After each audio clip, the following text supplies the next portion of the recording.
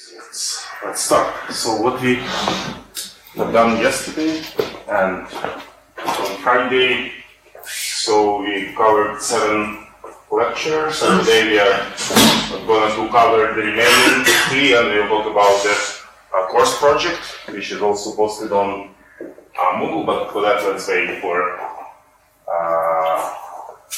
everybody else to show up.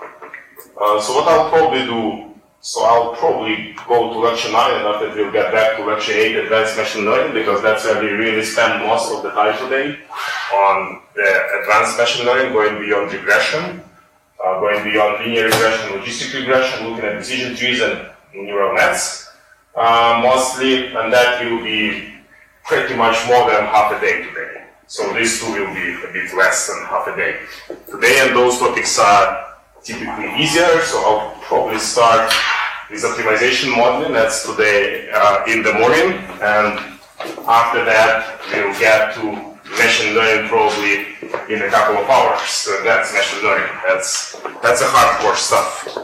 And of course we'll build on the top of our knowledge from yesterday, on the knowledge what is supervised machine learning problem. That's a problem where you model a target variable, which can be either continuous, in that case we typically call it a regression or prediction problem, or discrete, in that case we call it a classification problem. And after that we need to find or assign an appropriate hypothesis function, which is a function that takes features in and produces the target variable, and of course in order to use it we need to compute the parameters, typically Cartesians, of the function h.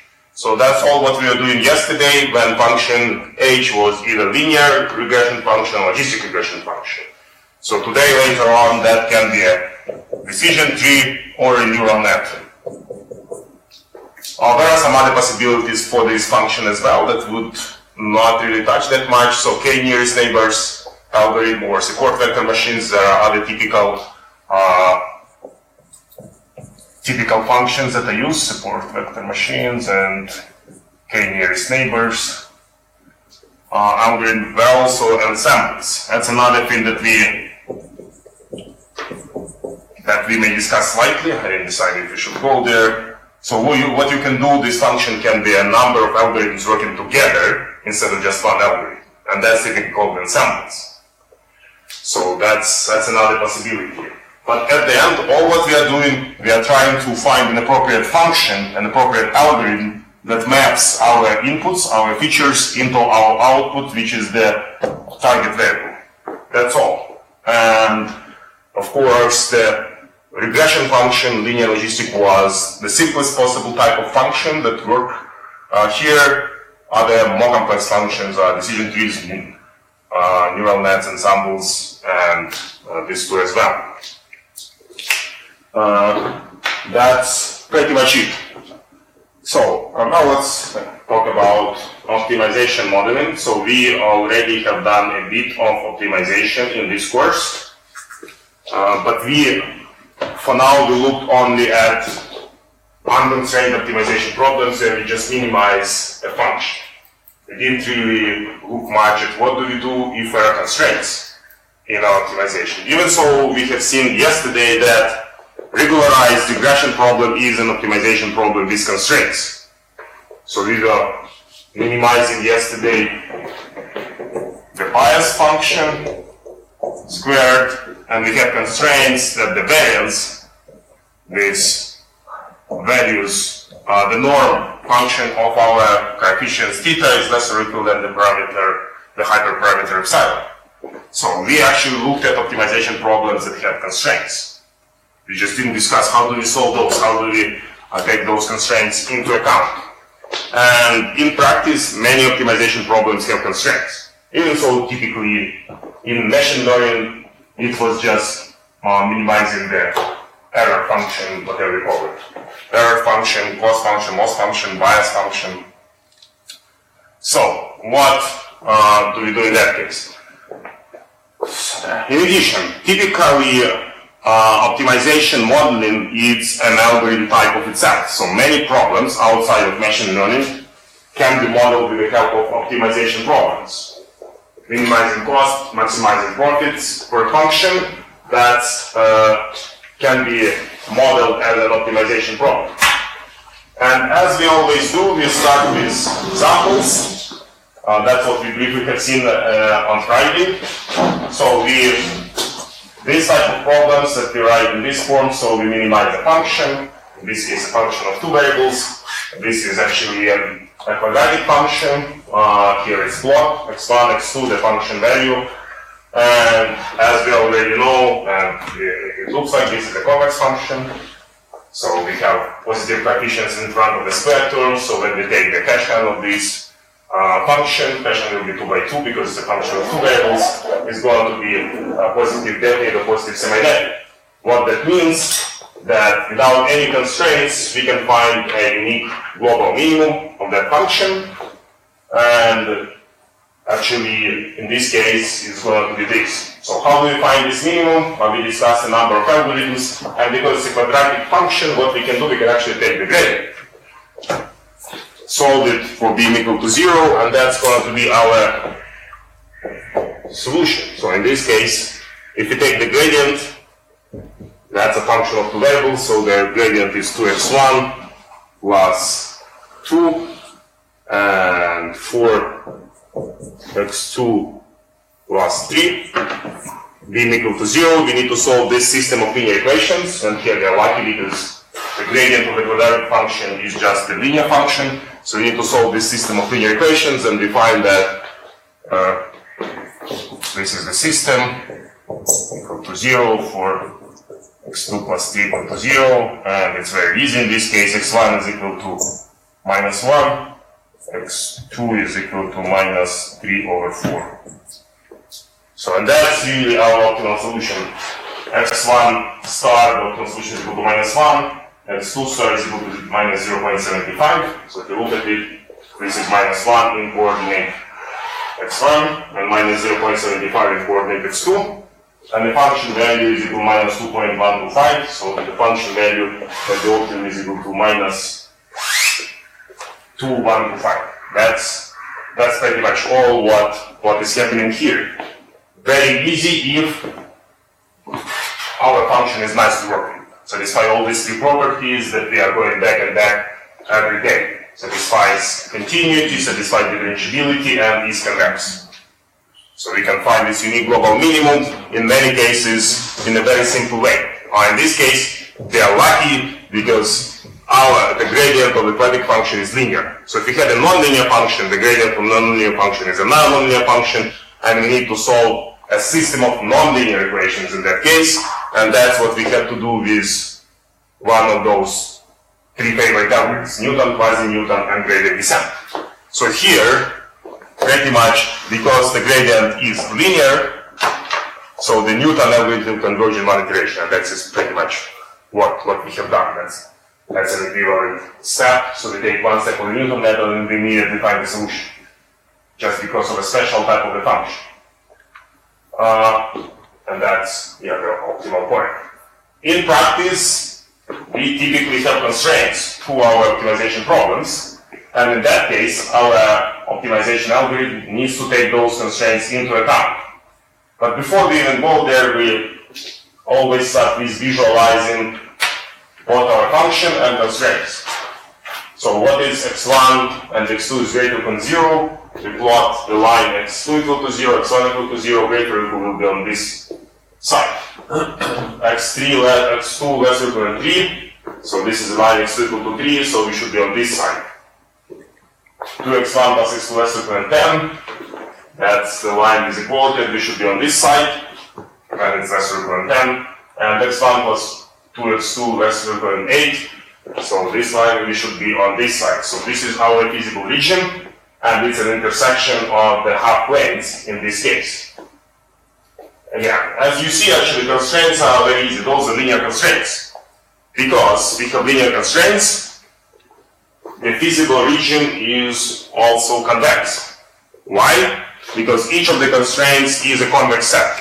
So being lesser equal or greater than the line is a convex constraint. Remember we discussed last time, so if function f of x is convex, the constraint, its level set, the constraint f of x lesser than any number alpha is going to be the convex set. Linear function is both concave and convex. You can always verify that, so if you take 2 points on the line, connect those by the line segment, the graph of the function coincides with the line, so the function is convex, of course. If linear function is convex, so linear function less root than any number is a convex set.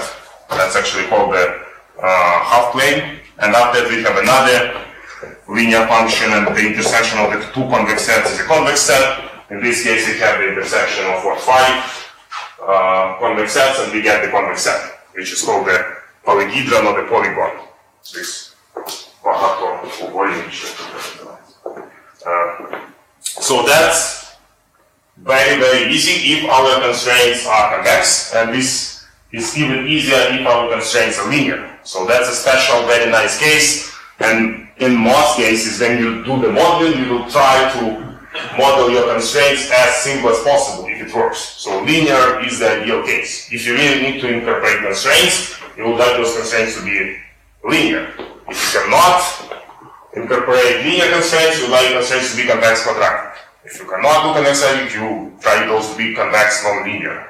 And only if all those choices are not available, you can put those as non-convex constraints. In that case, your problem is really, really difficult.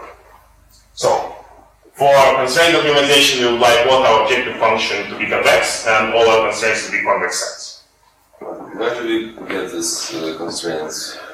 Where? Yes. That's what we'll see in the examples. Okay. How we convert practical setup of optimization problem into constraints and objective function. And that's really the important part, to do the modeling part. Only after we have done the modeling part, we go and solve this optimization problem. That will come a bit later in this lecture. So now, what you actually can observe that the unconstrained optimum is no longer feasible, but what we should do, we should look at the smallest level set that touches the constraint, and that's going to be our optimum under these constraints. So this is unconstrained optimum after we look at the level sets, and the smallest level set, when it touches the constraint, is the optimal solution under constraints. And as you remember, the function value on the level set is constant, because what is the level set? When we intersect this function is a hyperplane, we get the level set, so the function value is the same along this curve. That's called the level set, linear. And yeah, level set of the quadratic function is very short. That's even easier. So now the constraint optimum, we still don't know really how to find it, is the point 0, 0, and the function value at that point is 0, so it's not as good as the unconstrained optimum. So unconstrained optimum function value was minus 2.1, and remember we are minimizing, so we would like this function to be as small as possible. So constrained optimum cannot be better, of course, than the unconstrained optimum. It's either the same or worse. Okay, so that's our unconstrained optimum. Function value is equal to 0 in the optimum. This is point 0, 0, x1 and x2 equal to 0. Now, as we always do, we write this type of problems in the vector and matrix form. So, this function is quadratic, those functions are linear, so the general form of an optimization problem where objective function is quadratic and constraints are linear is this. And x is any dimensional vector, dimensionality n in this case. So how do we write this type of optimization problem? So the quadratic function we write this way, linear function plus quadratic function. So in our case, what we can do, we can really write this in terms of the vector c of the constant coefficients multiplied by the unknown vector x. In our case, x is two-dimensional, has two coordinates. So C we just see from here, C is 2, 3. Vector C has coordinates 2 and 3. Everybody with me on that? After that, C transpose multiplied by x. So when we do this, x is x1, x2, two-dimensional vector of unknown variables. C transpose multiplied by x is equal to C1 multiplied by x1 plus C2 multiplied by x2, and is equal, C1 is 2, 2x1 plus 3x2. This is the linear part of our quadratic objective function. Okay? Let's find the better part. Q, what's the Q vector? What is Q? Yeah, that's will come next. So what is the matrix Q? So this is the vector form of a quadratic function. So any quadratic function will be written as this term. So and again, 1/2 there is for convenience because derivative of quadratic function will be linear. When we take the derivative of this, 2 and 2 will cancel out and disappear. But at the end, it doesn't really matter. We can write it without 1/2.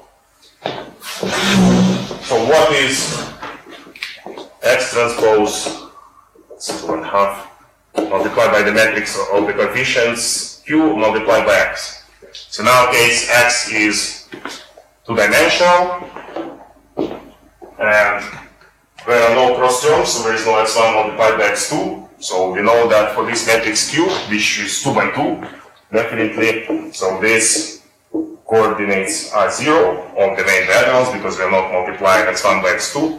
So the term in front of x1 squared is going to be 2 because when 2 and 2 it will cancel out, and the term in front of the x2 squared is going to be 4. So now let's do this multiplication. 1/2 x transpose q multiplied by x. So let's first do q multiplied by x. So we multiply this by x1, x2.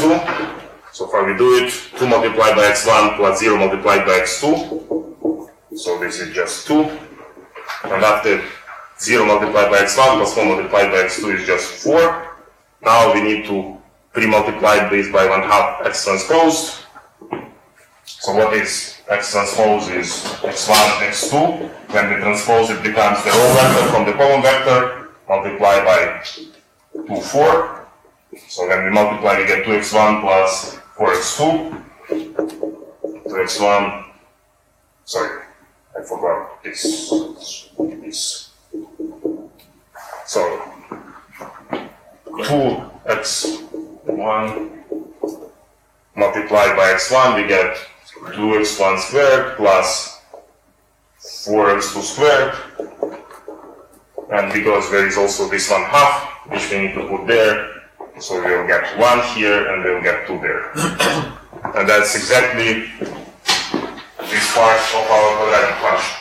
So any quadratic function can be written in this form. So this is the term for x1 squared, this is the term for x2 squared, and those are the terms for x1, x2, for the cross product of two variables. So any quadratic function can be written in this form. Linear part of the function plus quadratic part of the function, plus the constant. In this case, constant is irrelevant for optimization because if I write plus any number, it will not change the optimal solution. But from this formula, C, from C we can understand that we speak here about logistic regression, classification. Not necessarily. We don't necessarily think about it in terms of the machine learning, but if we can, yes. So the error function, the mean squared error function that we used in the regression, in linear regression, is a quadratic function, which we can write in this form. Yeah, I mean that we use C for classification and we use beta for regression, no? No, this is another type of algorithm, so we are not, this is not necessarily a regression problem, this is just a general optimization problem. We can interpret in the form of finding a solution to the regression, so if you write this down, this quadratic function as a mean square error, mean square error is one special type of quadratic function, yes, in that case you can interpret it as a solution of that, and you can really interpret those things as the parameters theta of the regression equation. And the constraints in that case, your constraints are can be regularization constraints. Yes, so regression problem is one special type of quadratic optimization problem in the case of linear regression. In the case of logistic regression, our error function was log loss. That was a non-linear function, even so still convex. So, and yeah, the lesson is optimization algorithms are powered in machine learning underneath, and optimization algorithms can be used on their own to solve practical problems in data science. That's what we are discussing right now. Yeah. What does this Q matrix, what is it that refers to? Is that a name? Yeah, it's typically called the quadratic form. This is typically called the quadratic form. And Q is the matrix of the quadratic coefficients that appear in front of the quadratic variables. x1 squared, x2 squared, and all the cross terms, x1 multiplied by x2, x2 multiplied by x1. And the LB and the UB, what is... Let's get to that. So, now constraints. So we talked about the objective function. So, as all the constraints linear, here, that's what we have here. So, two types of linear constraints. The bound constraints, so these are just the bounds on the variables. That on the variables x. Lower bound, upper bound. So what is the lower bound and what is the upper bound? Let's look at x1. So it's greater than 0, and there is no upper bound. So how we write it down for x1? Let's just erase.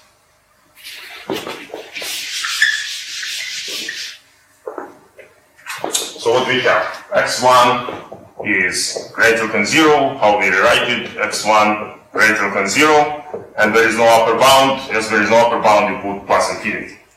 So that's a bound on x1. On x2, it should be between 0 and 3. x2 between 0 and 3. Everybody with me? And of course, in the vector form, I would write this. So this vector has two coordinates. X is between the vector LB, which is 0, 0, and the vector plus infinity 3. So this is the vector we call LB. This is the vector that we call UB. Everybody, we use vector notation everywhere. So that's a vector of the lower bounds. This is for the first coordinate of x, x1. This is for the second coordinate of x, x2. And this is the same for the upper bounds. And if there is nothing, you put either minus infinity or plus infinity. X1 bounded from below or not bounded from above. Now, let's look at this. So we have other two constraints. So those are the bounds. Those are just general linear constraints, which we can write in this form, in the vector form. So two constraints here. So what is matrix A? What are the vector, left-hand side vector L and the right-hand side vector U?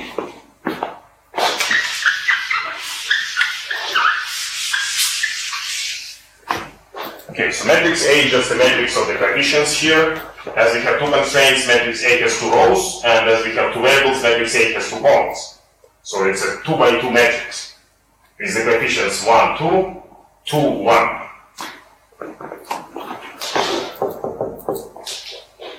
1, 2, 2, 1. Symmetric. Not necessarily. That's constraints. Matrix Q should be symmetric, because that's basically how you design it. So this multiplication, if you have the terms x1 multiplied by x2 and x2 multiplied by x1, for instance, I had the term, if I had the term 3 multiplied by x1 multiplied by x2, what you do, you put 1/2 here and 1/2 there. Yeah? 1/2 multiplied by x1 by x2 plus 1/2 multiplied by x2 by x1, you get 3 x1 by x2. So the matrix Q, yes, it would be symmetric. But that's for the objective function.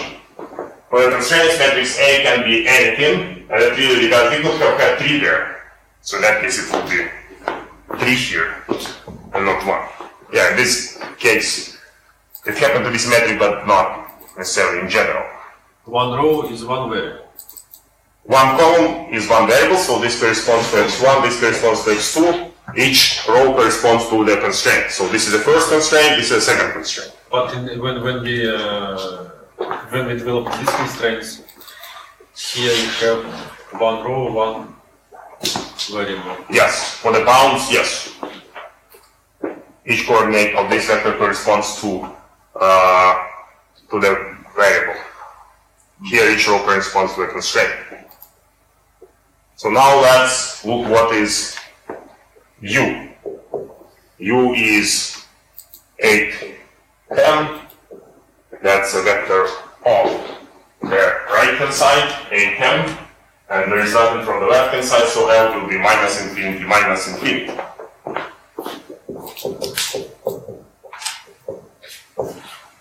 And so, and now when we write this down in that form, we can check that we are getting back our two constraints when we write it down in this form. So A multiplied by X, let's write down A multiplied by X. So this A multiplied by X is going to be, so here we multiply by X1, X2. So what we get, 1 multiplied by X1 plus 2 multiplied by X2. And it should be less or equal than 8. And of course, from this side, greater or equal than minus infinity. And for the same for the second constraint, so 2x1 plus 1x2, 2x1 plus 1x2, less or equal than 10. And from this side, minus infinity, which we can skip. That's all. So that's, as we always do in data science, we try to represent everything with a vector and matrix notation. So in this case, we can represent the problem of any dimensionality. If we have million variables, still the same form. Of course, these two variables, still the same form. Questions? Nothing more than matrix and vector notation, and it's useful to get used to it. And that's how we write everything. now we find the derivative out of that function with the matrix.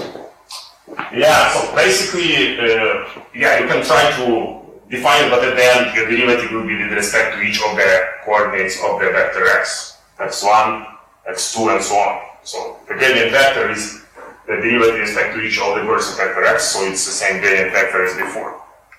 So typically, you can call that we differentiate with respect to x, but then we differentiate separately with respect to each coordinate of the vector x. Yeah, you're right. So if you want to take a derivative of this quadratic function, what you get? You get C transposed, because you differentiate with respect to each x, and you get the coordinate C of that, and then you differentiate this, you get Q multiplied by x. That's a first derivative of this part. So the derivative of that. If you want to write the gradient of our quadratic function, you can write it in the vector form immediately, and it's going to be C plus Q multiplied by x. That's a gradient of this function.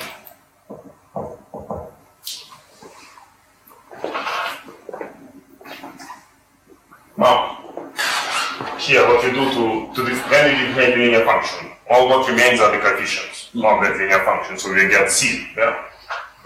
You can verify that. But why not transpose anymore? If there is some rule. That's basically the gradient is the column vector. Transpose would be a row vector, you want the column vector, so that's why it's not transposed. So here, Q multiplied by x is also a column vector, so you can add those. And here, you can basically write it down in the scalar format and differentiate it separately with respect to x1, x2, x3, and verify that you get this. But that's pretty much what we do for the quadratic function. So we can write quadratic function, if it's a scalar function, so we write this in the same form, just x is a number, q is a number, x is a number. And we add that to our standard quadratic function. When we differentiate it, we get 2, which cancel out with this 2, and this x disappear, and we get this.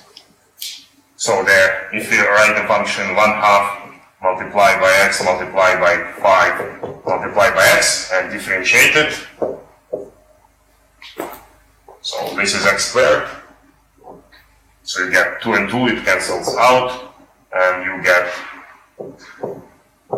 5x. So qx in our notation. So it's the vector notation for derivatives is not that much different from the scalar notation for derivatives.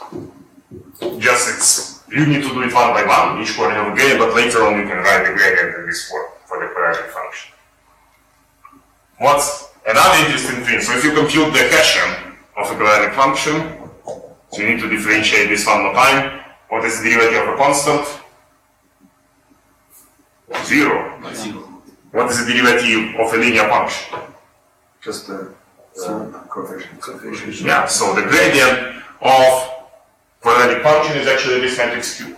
That's another interpretation of Q. That's the Hessian matrix of the quadratic function is that matrix Q.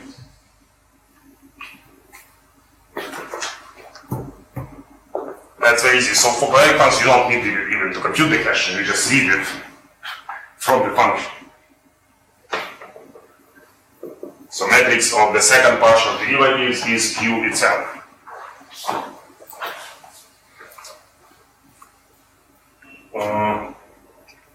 What else is interesting here? Anything else? So, which other functions you can think about that can be represented as quadratic functions?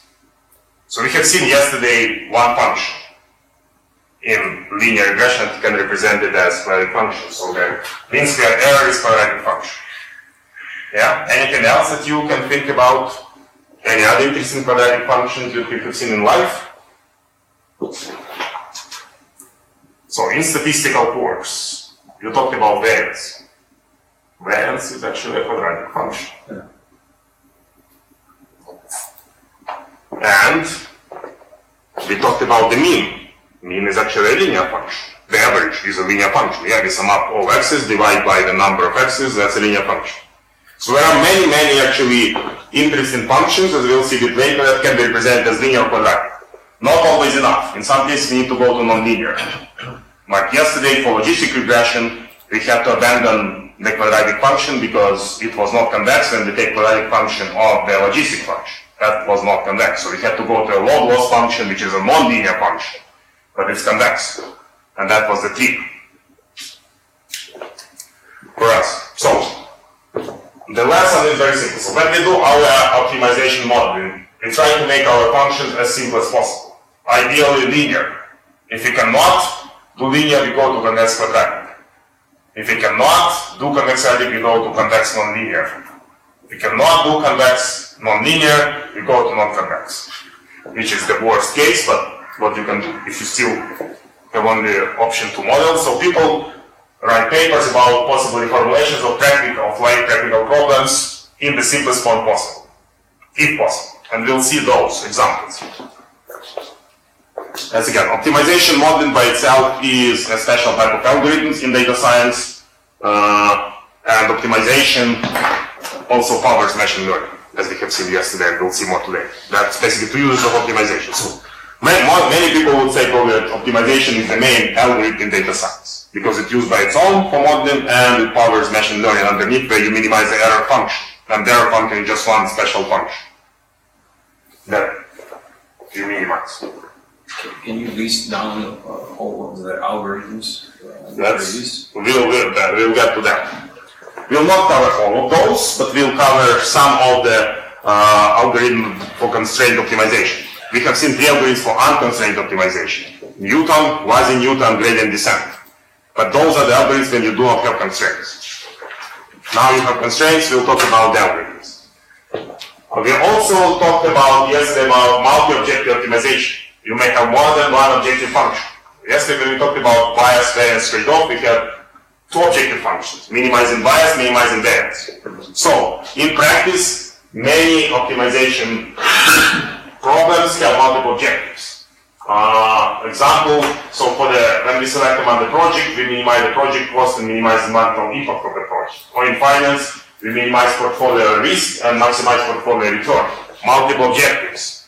And as we remember, solution to the multi-objective optimization problem is efficient frontier, which we also called the trade-off curve yesterday. It's not one number. As for the single objective optimization problem, solution to a multi-objective problem is efficient frontier. And this efficient frontier for this portfolio selection problem, minimize risk, maximize return. So if you have time, we may look at that. So in that case, all what you do, you use one of the two formulations that we discussed yesterday, either weighted sum or epsilon constraint. In this case, epsilon constraint, we minimize first objective function, minimize risk subject to the portfolio return, be greater return than target. Target we called epsilon yesterday in our notation. So this epsilon constraint formulation of multi-objective optimization problem, we may have other constraints in addition to this constraint for the second objective, and the solution will be this. Yeah, we'll take a look at this because this is one of the important practical optimization problem in finance when you do portfolio investment, portfolio selection. Anybody who worked in finance? Yeah, so that's probably going to be useful. In that case, financial applications, but you are going to have the whole course about financial investment and banking applications of data science. Now, linear optimization. As you remember, so in the simplest case, our optimization problem will be linear. So if you remove this quadratic term, that's a linear objective function, linear constraint. Everybody with me? So that was linear part of the quadratic function, but if you remove the quadratic terms, so that's linear objective function, linear constraints. And that linear optimization problem is always convex. Yeah, you know that linear function is convex, linear constraints always convex. Convex sense. So we automatically know if we are able to formulate our problem as linear optimization problem, linear objective function, linear constraints, it's automatically convex. So the best possible problem, very easy functions to work with, linear, you cannot find a simpler function of linear, and convex, always convex. So that's the ideal goal. If it's possible, formulate your optimization problem as linear optimization problem. Everybody with me? Of course, linear optimization problem without constraints is not interesting. When you minimize the linear function, you'll go just to one side or the other, to infinity, yeah? By itself. So that's why for linear optimization, you would always have constraints, because otherwise the problem is not really a problem.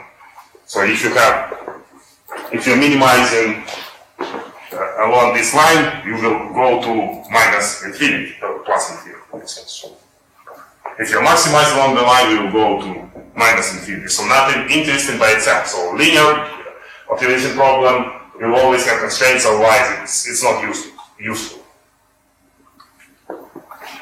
And now let's try to do that. Let's try to model a practical problem using linear optimization. That's what we typically do in data science. First model problem as a data science problem after solve it with an algorithm that we know. So workforce planning. So this is one type of the problems that are solved using optimization, and this problem has many variants. So all hospitals are doing that. Workforce planning. When they schedule doctors, they schedule nurses. All airlines are doing that when they schedule pilots and flight attendants. Pretty much many users. So workforce planning has many flavors. In this case, we look at a very simple example for a restaurant when we do the workforce plan for a restaurant. But as I said, that used in practice for large organizations. For small organizations, of course, everybody ignores that. But for large organizations where you have thousands of pilots and flight attendants in your airline, or you have thousands of nurses and doctors in the hospital, you have to do it. So, what is workforce planning? So we have a restaurant which is open 7 days a week. And based on past experience, the number of workers needed on a particular day is, on Monday we need 14 workers to staff the restaurant, on Tuesday 13, on Wednesday 15, Thursday 16, Friday 19, Saturday 18, Sunday 11. The rules are, typically there are always regulations on how much you can work. So every worker works 5 consecutive days, and after it takes 2 days off. So that's a rule. And the goal is to minimize the number of workers and staff the restaurant. Everybody with me of the rules? Again, typically we start with some textual formulation, textual description of the task. And that's a textual description of the task, these 4 lines. Next, in optimization we need to decide what are our decision variables x, what is that vector x. And here, of course it comes with practice to select the best decision variable. So there, at the first glance, we may denote by xi the number of workers that work on day I. That's possible, but that will make the formulation really complex. The better choice to denote by xi is the number of workers who begin their 5-day shift on day I. Everybody with me? But again, these things come with practice. So when you look at those problems, you know already and pretty much intuitively what would be the best choice for the decision vector x. That's an unknown vector that we will compute with the help of optimization. So now, if you chosen by xi that the number of workers who begin their 5-day shift on day I, so the objective function was minimize the number of workers and stop the rest. So what we need to do, we need to minimize x1. That's x1 is the number of workers that begin their 5-day shift on Monday, on day 1. Plus x2, that's the number of workers who begin their 5-day shift on day 2 on Tuesday. And so on, plus x7. We know that none of the workers can begin their 5-day shift on more than 1 day. So everybody begins their 5-day shift on 1 day. You cannot begin your 5-day shift on Monday and on Wednesday at the same time. So that's why the objective function is just the sum of x's. So minimize sum from x1 to x7. How do we write it in our favorite vector form? If you want. Let's do that next. So we remember for the linear objective function, that's a vector matrix form to formulate and x is 7 dimensions, has 7 coordinates. So vector x has 7 coordinates from x1 to x7. So what is vector c for this objective function? 1. Exactly, that's a vector of all ones. So vector c is a vector of all ones. Has 7 coordinates, vector of 7 ones. Everybody with me, when you multiply it by x, you get 1 multiplied by x1, plus 1 multiplied by x2, plus 1 multiplied by x3, and so on. When you do C transpose x. Again, I know it's difficult to work with vector matrix operations. Gradually, just try to get used to that. There is nothing more complex than putting together a bunch of variables. Yeah. Can you explain once again the decision variables wrong and right? How do we apply with it? Pretty much there is no rule. It comes with practice and with intuition. So What would be the effect of choosing the wrong one? okay, let's try. So xi is the number of workers that work on day I. So we choose one of those. Either we go. Yeah, of course, either we go with this definition of the vector x of unknown decision variables or with this definition. So in this case, formulation will be more complex, much more complex, and we can try to formulate it that way. So if xi is the number of workers who work on day I, so what would be the objective function? 14, 15, 15. So number of workers that work on day I 14.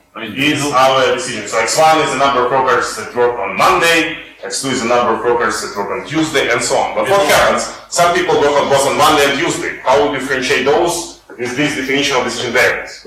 It's difficult. You can still do it. You can still try to introduce some rules and say, okay, this person who works on Monday also works on Tuesday, but in this case, the problem is that you include the same person in multiple xi's. So if person works on Monday and Tuesday, it will be an x1 and x2.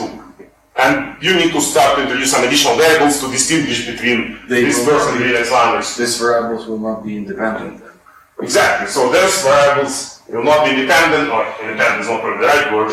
So in the second formulation, the person can appear only in one variable. Because you cannot begin your 5-day shift on multiple days. You always begin a 5-day shift on 1 day.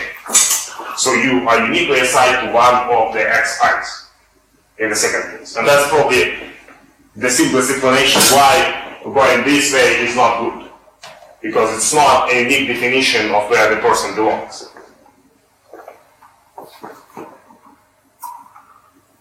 And again, nobody will tell you until you start working on these problems in practice what to do. It's very dependent on the application area, on the formulation, on everything else.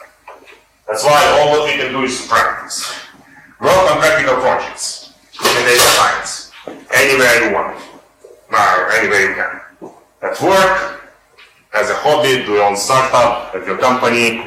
Again, we are here because we like data science, we like those things. Those are interesting problems to work. So that's at least my reason to be in data science. That's something interesting. You're not getting bored. You are working on interesting problems at work.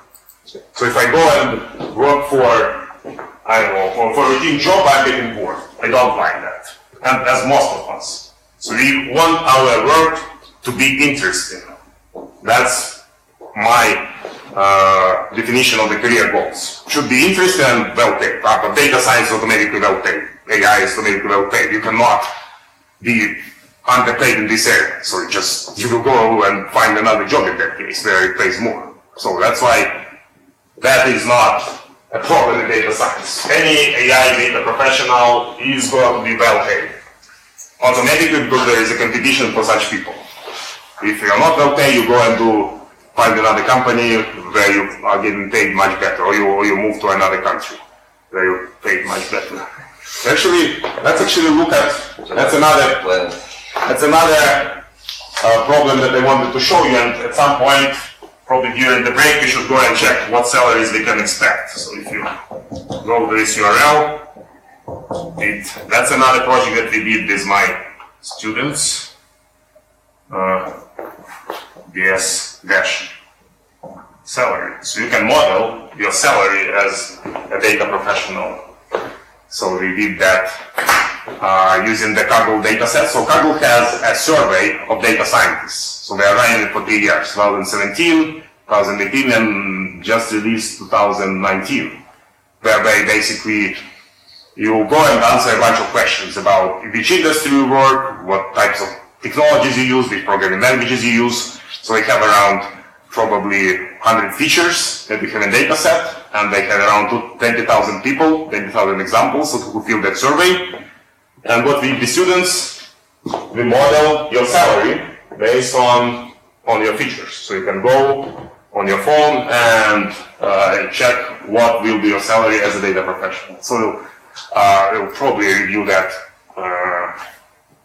at some point today. So another machine learning problem that is available on that portal. That's what we did with students during the summer school.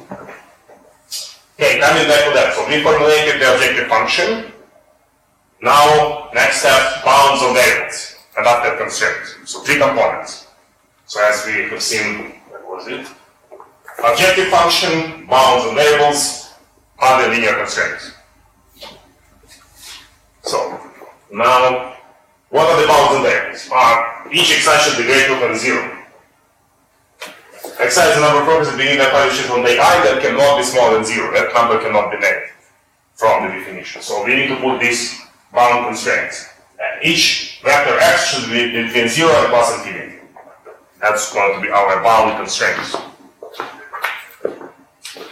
X should be between 0 and plus infinity. Every coordinate of the vector x.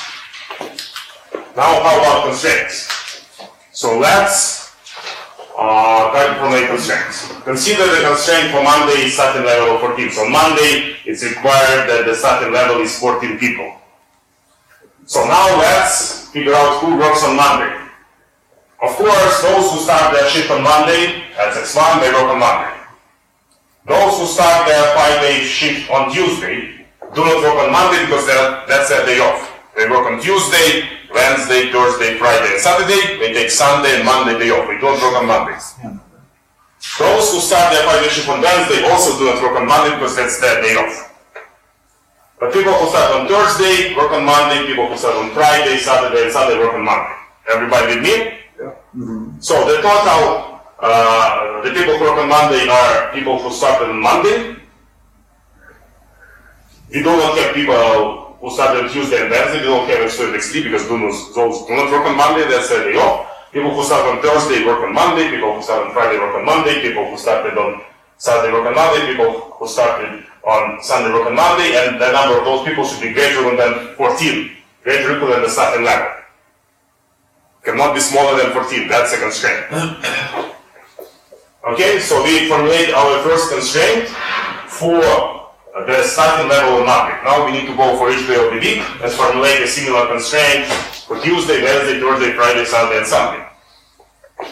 And that's going to be the formulation. So now they need to look at people who work on Tuesday. Okay, people who start on Monday work on Tuesday, people who start on Tuesday work on Tuesday, people who start on Wednesday do not work on Tuesday, people who start on Thursday do not work on Tuesday, that's why we don't have X3 and X4. People who start on Friday work on Tuesday, people who start on Saturday work on Tuesday, people who start on Sunday work on Tuesday should be greater than that 13, the starting level for Tuesday. And you do it for every day of the week. And you have the 7 linear constraints in your formulation. And that's the whole formulation that we have. Minimize objective function, 7 constraints, and the bounds on all variables. Everything linear. Linear objective function, linear constraints, of course, bounds are always linear on your variables. That's it. As I said, these problems are solved routinely, just much more complex. For the hospital, is 100 doctors and 1,000 nurses. And of course, you need to take into account many other practical constraints. If somebody gets sick, you need to re-optimize how you do that. If you cannot work, if you work as a nurse, you work for 8 hours, and after you are required to have 2 days off, for instance. You need to incorporate that. If some nurses need to work with certain doctors, you need to put those constraints. That this nurse can only work with this, and that doctor, and so on. So that problem is getting huge, but it's very practical, and those are solved routinely in large organizations, such as hospitals and especially airlines. Airline crew scheduling is the bread and butter of every airline. Plus the flight scheduling at airlines, but airline crew scheduling is much more complex. They have all these regulations that the pilot can only fly for the consecutive 8 hours, after they need to stay at the hotel, but of course you don't want to put them in the hotel, you want them to return to the home base, so they can take a flight or stay at the hotel, and a bunch of other labor regulations, things like that go into there. Yeah, tons of money going into doing those, because those save tons of money for the airlines. Millions of dollars. In savings, then you do this through optimization instead of just manually. In the past, everything was done with clip charts and stickers. Not anymore. Yeah. Now, that's so good. Companies have so-called war rooms with all these monitors and stuff like that. Where you just do the planning interactively, and you see what's happening on your monitors and stuff like that. I have seen recently, so IBM developed, you may heard that this year Toronto Raptors won the NBA, and 3 years ago IBM developed a war room with all this analytics for the team, and that's so at that stage we were routinely solving optimization problems, other modeling problems for the team, and before that they just did everything with stickers. Now we do it on the monitors with this type of power from IBM, and we hope that that's contributed to Toronto Raptors winning the series. Nobody, of course, can tell for sure, but that's what we hope for, and that's what we're proud of. And coach, is he engaged into the modeling, or? Yes. So not necessarily the main coach, but all the deputy coaches, some of the deputy coaches are engaged in modeling. So it depends. I don't know exactly how they split the responsibilities inside the team, but of course, some of them are engaged in modeling. And that happens for every sport. They model training, they model games, they look at replays of historic games. As I said on Friday, real-time sports analytics is difficult, but historical sports analytics is done routinely by every team. So, nothing more than that. Of course, we use optimization, we use Monte Carlo simulations, they potentially use some machine learning algorithms, and so on. But I remember such cases when I learned some statistics 20 years ago. We did something in the some case with the optimization case, but I didn't remember the surname of some Russian or Soviet mathematician who provides such approach or something like that. We'll talk about the algorithms to solve these problems, but again, there are two main algorithms for solving linear optimization problems: simplex algorithm and interior point methods. So simplex algorithm was developed by George Danzig at the 1951, I believe, and the second interior point algorithm was developed in '84, if I'm not mistaken, by Kumar Kar, who is from India. And those are essentially those were big things. As now, like all these famous newspapers like New York Times publish about neural nets and deep learning, at that time they published about optimization, linear optimization. Pretty much in 1984 it was on the first page of New York Times. That now we have an efficient algorithm interior point method for optimization, and we can solve all world problems with linear optimization. We cannot solve all world problems with linear optimization, but we can solve some of the problems with linear optimization, and that basically allows to solve problems with millions and millions of variables. This type of problem we can solve with millions of variables. That's what it is. And the same was for the simplex algorithm in 1950, 51 or 52 when Danzig developed that. And we will review this algorithms just on the high level. Those are interesting to themselves. Just now we hear the buzz about deep learning, and everybody publishes about machine learning, deep learning. At that time, people published about optimization, people published about Monte Carlo simulations. Those who consider the algorithms that save the world, or I don't know, save it, improve our world. And another interesting thing that you may look at some point, there are all these publications about 10 most important algorithms in human history.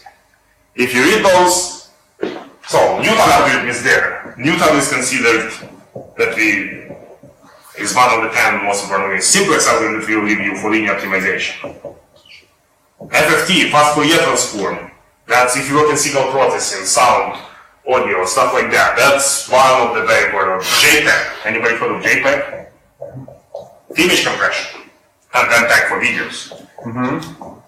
Those are really changed our life pretty much, and those cover everything. Dijk's algorithm, shortest path problem. Shortest path problem, and every GPS device, starting from 1956. He was actually IBM at that time, the Indian guy. So, and there are others. So, now people have their neural nets and things like that. But there are so many algorithms that run routinely on our devices. It doesn't matter if it's a laptop or it's a smartphone or it's something else, that we just don't necessarily recognize that there are algorithms there. Especially interested in all these engineering things, like fast Fourier transform, signal processing. Yeah. Okay. Now let's summarize our formulation, and after we solve it in Python. So what we did, we wrote down the mathematical formulation from the textual description of the problem. That's what we do as data scientists first. We formulate the problem mathematically. In this case, in the form of linear optimization problem. After that, we also rewrite it down in the vector and matrix form. So vector x unknown has 7 coordinates, x1 to x7. After that, linear function has this form. So what is vector c is the vector of all ones. So that's why when you multiply by x, you get 1 multiplied by x1, plus 1 multiplied by x2, plus 1 multiplied by x3, and so on. Bounds on the, we have the lower bounds, so the lower bound vector is the vector of all zeros. The vector of the upper bounds is the vector of all plus infinities. We don't have really the upper bound, so it's automatically plus infinity. Everybody on that? Now for the constraints, we know that we need to write constraints in this form. L multiplied by x is between left hand side L vector and right hand side U vector. So we write matrix A in this form. So if we see x1, we have 1. If we don't see x2 here, we have 0. So when we multiply this by x, so what goes 1 multiplied by x1 plus 0 multiplied by x2 plus 0 multiplied by x3 plus 1 multiplied by x4, and then like this. 1 multiplied by x1 plus 0 multiplied by x2 plus 0 multiplied by x3 plus 1 multiplied by x4. We get that. And the left hand side vector is the vector with 14, 13, and so on, and the right hand side vector is the flux infinities. We don't have the right hand side restrictions on our linear constraints on the left hand side. So it's automatically right hand side is plus infinity. So now all what we need to do, we need to give all these vectors and matrices to a solver. In our case in Python. And say minimize. And after it, we will review which algorithm does that and how it works. So let's do that in Python. That's one of the Jupyter notebooks that were posted for this lecture. Lecture 9. Optimization. Python. So workforce planning matrix form. Let's do that. Okay, so here is our mathematical formulation, and after that we are going to be using the linear programming routine of the SciPy optimized package. So that's another interesting story. So optimization in the past was called mathematical programming. That's why linear optimization was called linear programming, quadratic optimization was quadratic programming.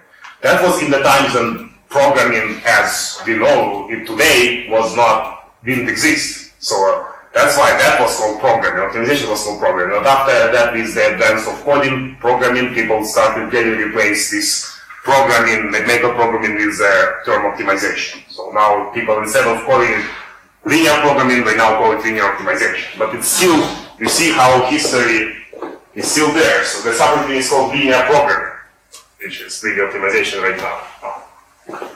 So 10 more minutes before we grab a coffee. Okay, in that solver, in the LeanProg solver from SciPy Optimized, the formulation you require to supply is this. It's slightly different. So the objective function is still the same, C transpose X. But they separate your constraints into equality, linear equality constraints, and linear equality constraints. That's the form in which you require to give your data structures. You need to give this matrix A, which we call UB, multiplied by X less or equal than the vector B, for inequality, linear equality constraints, and you need to give matrix A for linear equality constraints.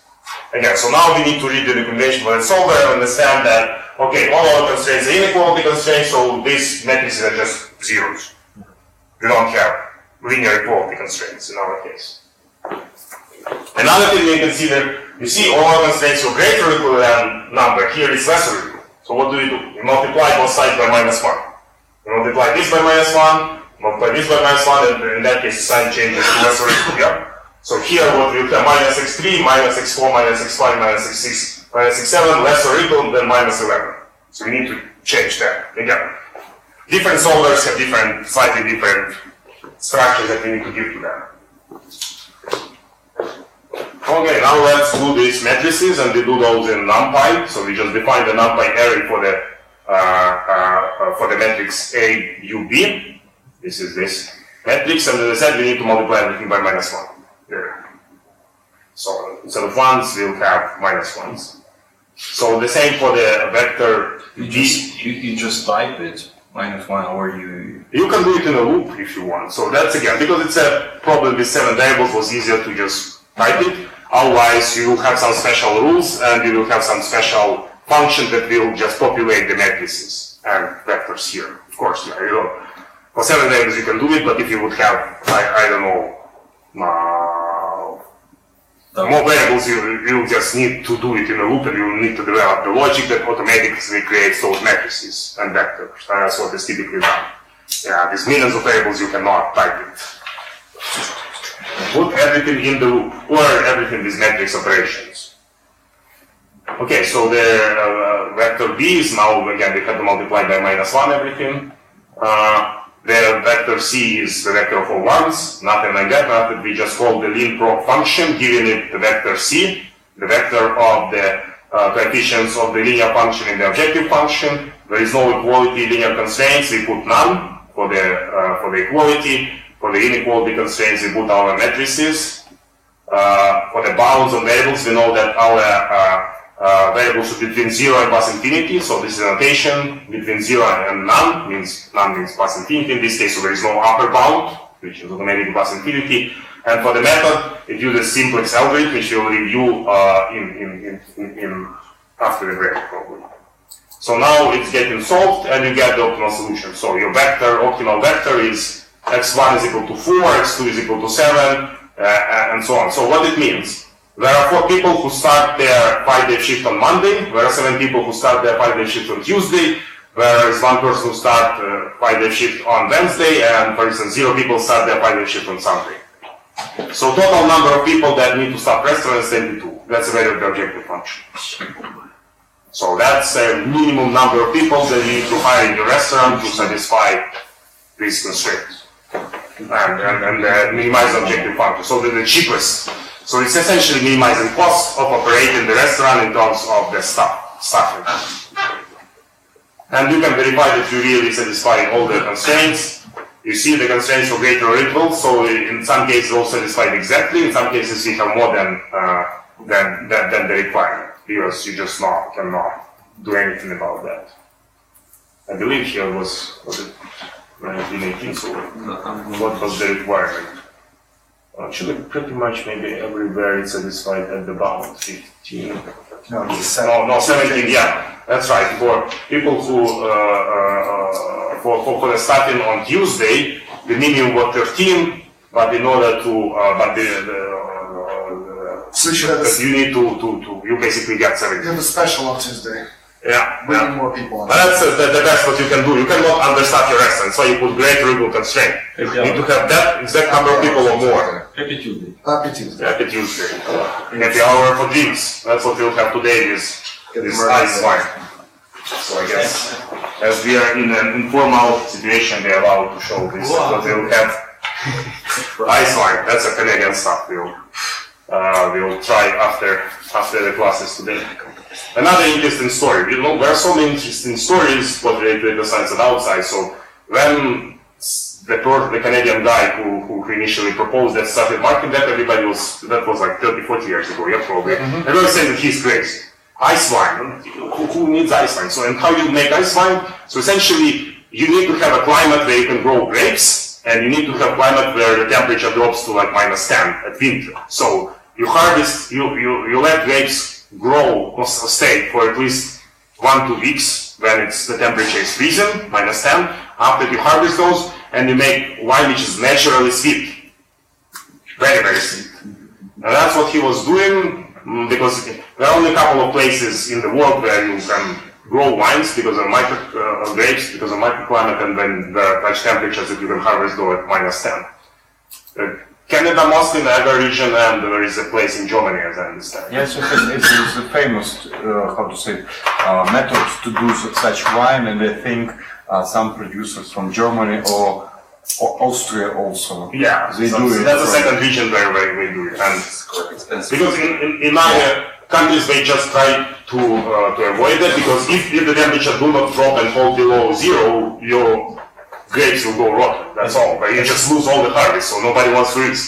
As I remember, it's some type of Riesling do in this same way, and price of them starting as in 50 euro. Yeah, different types. Yeah, but it's like harvest when they just you just pick those at cold temperatures, but not at the freezing temperatures and stuff like that. Very different variants. But this is really skewed. This is really skewed. And after, he managed to convince everybody. Now that's one of the known Canadian features, together with maple syrup and others. Yes. Okay, now let's also look. There is another way to formulate the same problem in the object-oriented manner. You can actually formulate optimization problems in the object-oriented manner. Just want to show you that that's actually an interesting thing. Now object-oriented stuff is standard in programming, but we can also we can treat each variable as an object, we can treat a constraint as an object, we can treat objective function as an object, and we can assemble our optimization problem as an object. So using Pulp solver from Python, just to show. So basically you create the object called prop, and you say this is the linear optimization problem, which is called log for square, and we minimize it because you can also maximize. After that, you create each variable, which is an object as well. You call it x1, and the lower bound is 0. There is no upper bound, which is plus infinity automatically. And after you start assembling your problem, which already created that object, so you add the objective function, this plus equal. So you add to the problem the objective function automatically recognizes that that's an objective function because it's not a constraint, and you can actually put a name, total number of workers. After you start adding constraint one by one, and because there is less or equal, or greater or equal, or equal sign, you recognize that it's a constraint. And you add all this to the problem formulation, prop, and after you just apply a method solve to solve it. A very object-oriented way to do it, which you can do in many cases with optimization problems and other data science problems. Even so it's not that popular yet, but you can work with these things as objects and classes. And after when you solve, you print status optimal, and then you actually type the object name itself, it shows you the formulation in the human or mathematical language. So it should minimize this objective function subject to this first constraint, second constraint, and so on. So you can actually have a special print for the formulation. And the variables that are all continuous in this case, and therefore the solution is the same that we have when we have the matrix and vector formulation, and we need 22 workers to stop our restaurant.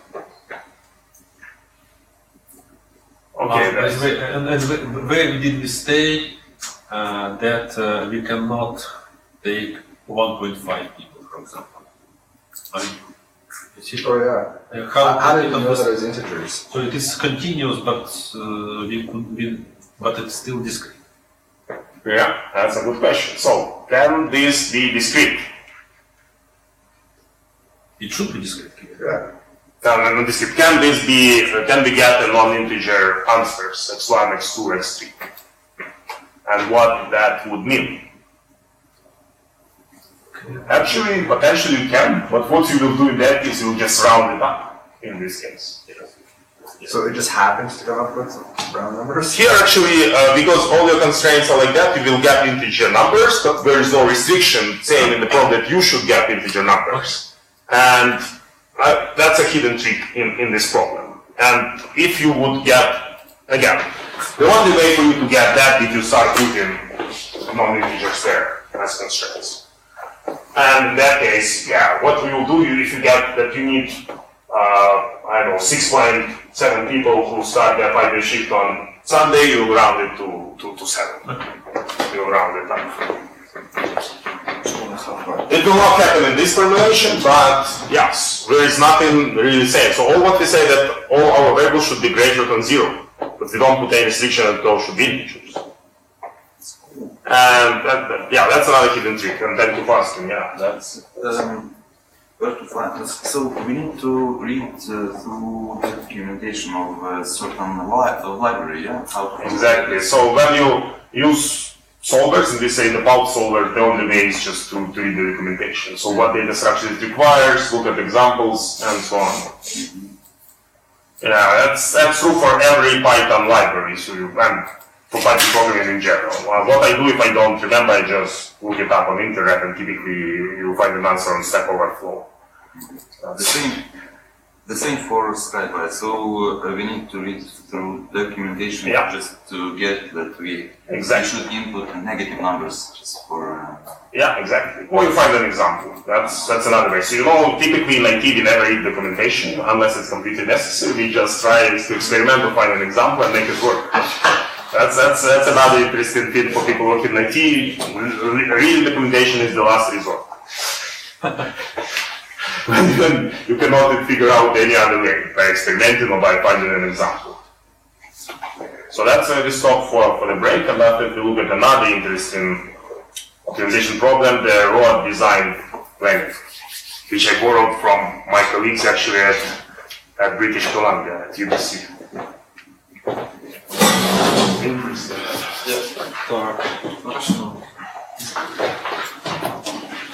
I guess coffee.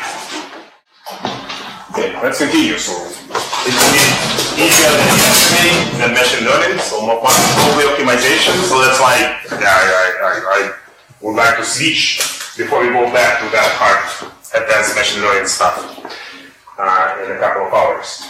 So next optimization problem that I really like, and I borrowed it from my colleague Warren Clark on UBC, University of British Columbia. That's what we do in practice for one of the Canadian companies, and that's how we build rods in British Columbia.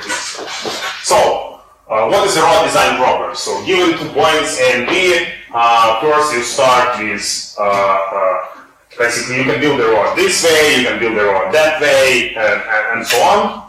And basically what you do first, they start with, what are the costs of building the rod? And that's what they basically typically tell. So land acquisition, buying the land from private owners necessary between 0% and 25% of the total project cost. Building bridges, tunnels between, again, 0 and 20%. Per kilometer cost, including final paving maintenance, between 5 and 15%. The earth swap, this is the most expensive, it's a value robot. Between 20 and 50%, and that's what we will be optimizing really. There are some other long-term economic costs and manual issues which we are not considering here because we're looking at a simplified version, of course, of this problem. Otherwise, yeah, to make it properly and to make it work, we spent at least 2-3 years of the research before we were able to do it in practice with that company in British Columbia, who built robots based on this optimization algorithm. So earthwork, the most expensive. Otherwise, there are these 3 major things. Horizontal alignment, so essentially drawing the rod on the map. Vertical alignment and earthworks, that's basically doing the earthwork. So how it's done? Okay, let's say that this is a landscape. This is a hill, this is a valley. Це там гора, це там впадина. And we want to build the rod this way. First horizontal. So we start this simple. And after we gradually make it practical, as always. So that's the goal. So what we do first, before we start formulating the optimization problem? Okay, this is the landscape that we have, this is the rod that we want to build. Now we split the rod into segments of, let's say, 50 meters each. Can be any other distance, 20 meters, 100 meters. And we calculate the amount of soil that we need to remove or fill. So if it's positive, we need to remove this 1 cubic meter. Whatever. Here 2 cubic meters, here we need to fill 1 cubic meter, that's why it's negative, and so on. So we do these calculations first. And after we start formulating our optimization problem. As always, we start by figuring out what are our decision variables, in this case, xij. And in that case, what we use, so xij is the amount of soil that is moved from segment I to segment j. So if segment 1, segment 2, segment 3, x12 is the amount of soil which is unknown, that's a decision variable moved from segment 1 to segment 2. x21, the amount of soil which moved from segment 2 to segment 1. Everybody with me? That's the definition. Of course, it immediately means that xij should be greater than 0. You move on the positive, not negative amount of soil. And we allow it both ways. So that's what the definition tells. x12 and x21, we have 2 variables. You can move this way, you can move one way. Optimizer will tell you what to do. Whether this one should be 0 or the opposite one should be 0 and so on. So next, objective function. What we typically do in those projects, we minimize cost of the project. Yeah? So here for each xij, moving from segment I to segment j, we have the cost. Depending on the type of soil. It can be rocky soil, can be black soil, can be sand, can be something else, and based on the other conditions, we have other models to compute the per unit amount to move 1 unit of soil from segment I to segment j. And that's the coefficient Cij of our linear function, linear objective function. Same as before. Now, how about constraints? And the constraints are relatively simple. The amount of soil that you move out of segment 1 and the amount of soil that you move into segment 1 should be equal to the volume of segment 1. That's what's in here. The amount of soil that you move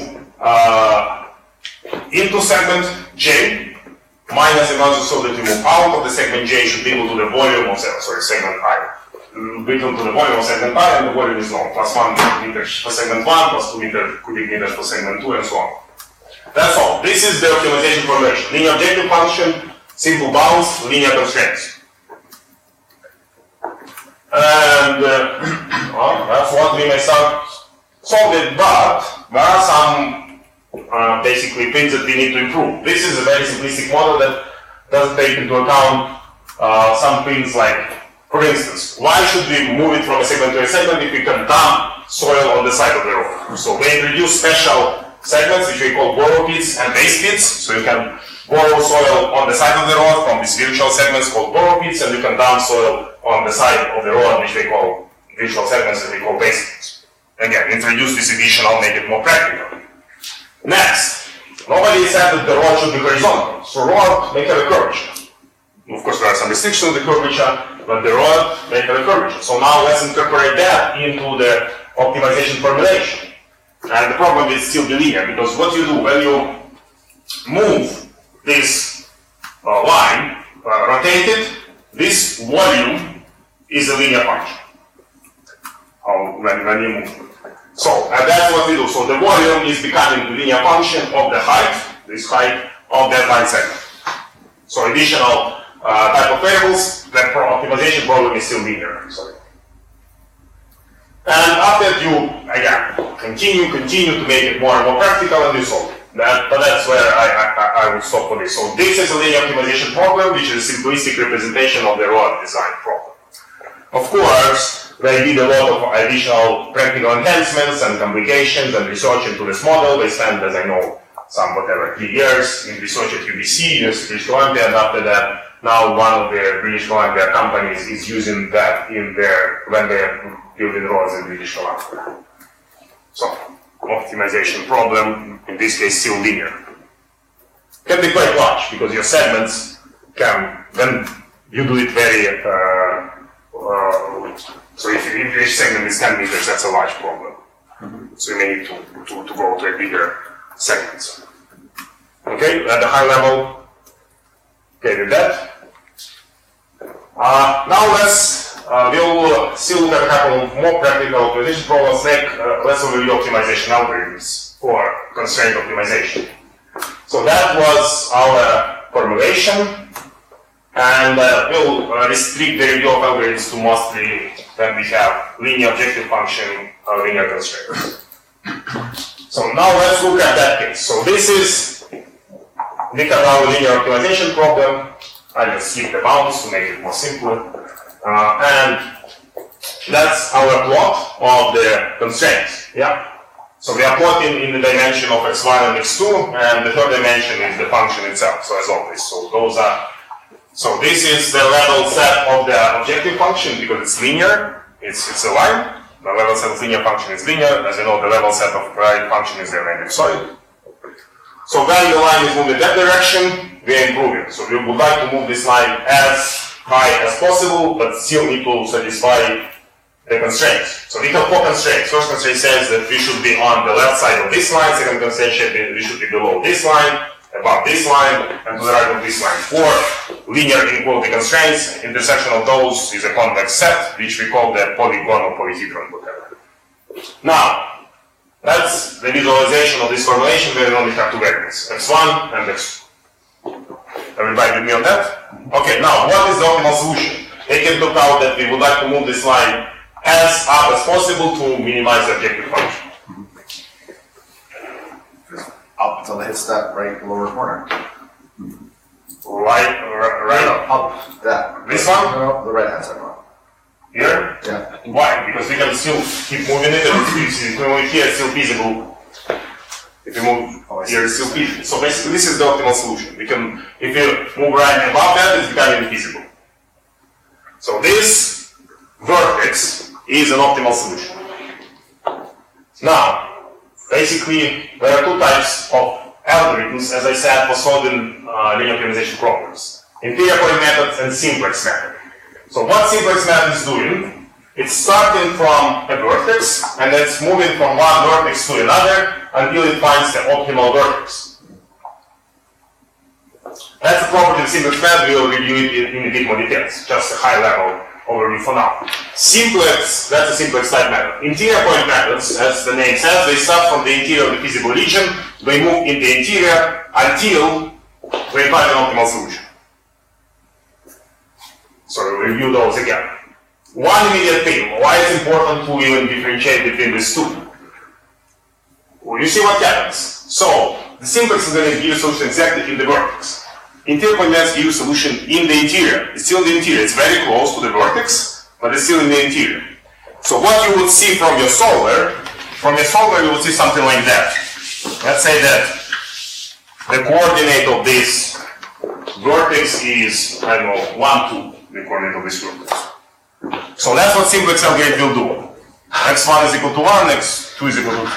Interior point method, because it's coming from interior, will give you something a bit bigger than 1, something a bit smaller than 2. So what you would get something 1, 0, 0, 0, 0, 0, 0, 0, 1, comma, a bit smaller than 2, yeah? 1.99999. Very important distinction. So this point still in the interior of the feasible region produced by interior point methods. Because that's how the algorithm works. Starts from the interior, moves. getting very, very close to the vertex, but it's still inside. So it operates with some precision. Let's say, whatever, 10 to the power minus 6. So that's why, that's what we would see from a simplex map, that's what we would see as a solution of the interior point map. Yeah, important to understand those things, to interpret the results that you get from your algorithm. Everybody with me? Now let's look what happens if your objective function is, for instance, quadratic. Things are getting still linear constraints, or objective function is non-linear but convex. First thing that we see, because the solution is not necessarily in the vertex, solution may be here inside the feasible set when your function is non-linear. Yeah? So simplex algorithm would not work without at least modifications, because it finds solution in the vertices, one of the vertices. So, but interior point maps will still work. They start in the interior, they go until they find this point of meaning. And those are the level sets of our non-linear convex function. Maybe quadratic, maybe general non-linear but convex.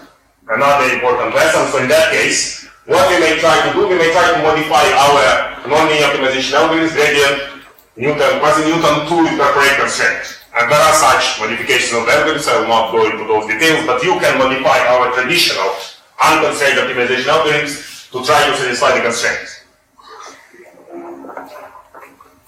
Now for the simplex algorithm, let's do a two-slide review of the simplex algorithm for linear optimization when we have linear objective function, linear constraints. How that algorithm works at a high level so that we know how to interpret the results. So this is our optimization problem, maximizing 3x1 plus 2x2 plus 2x3. We have three constraints and we have bounds. x1, x2, and x3 greater than 0. The first constraint, x1 plus x3 lesser than 8. Second, x1 plus x2 lesser than 7. x1 plus x2 lesser than 10. So what simplex algorithm is doing first is transforming this problem into a standard form. What do you mean by standard form? We want all constraints to be equality constraints instead of inequality constraints. How it does that?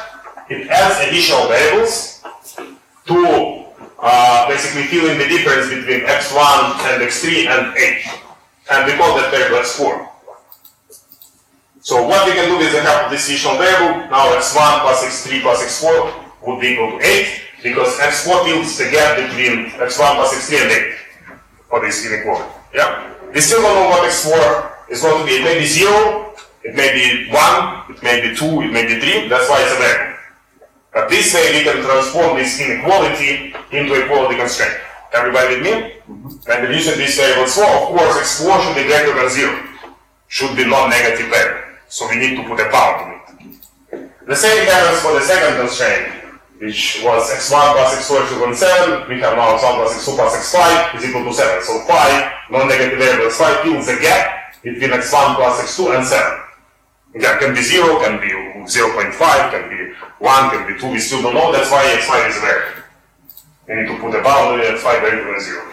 And the same for x1 plus 2x2 lesser than 12, we add the variable x6 to transform this into equality. So this is called the standard form of linear optimization problem. All linear constraints are equality constraints, and we have bounds on the variable. Now, let's plot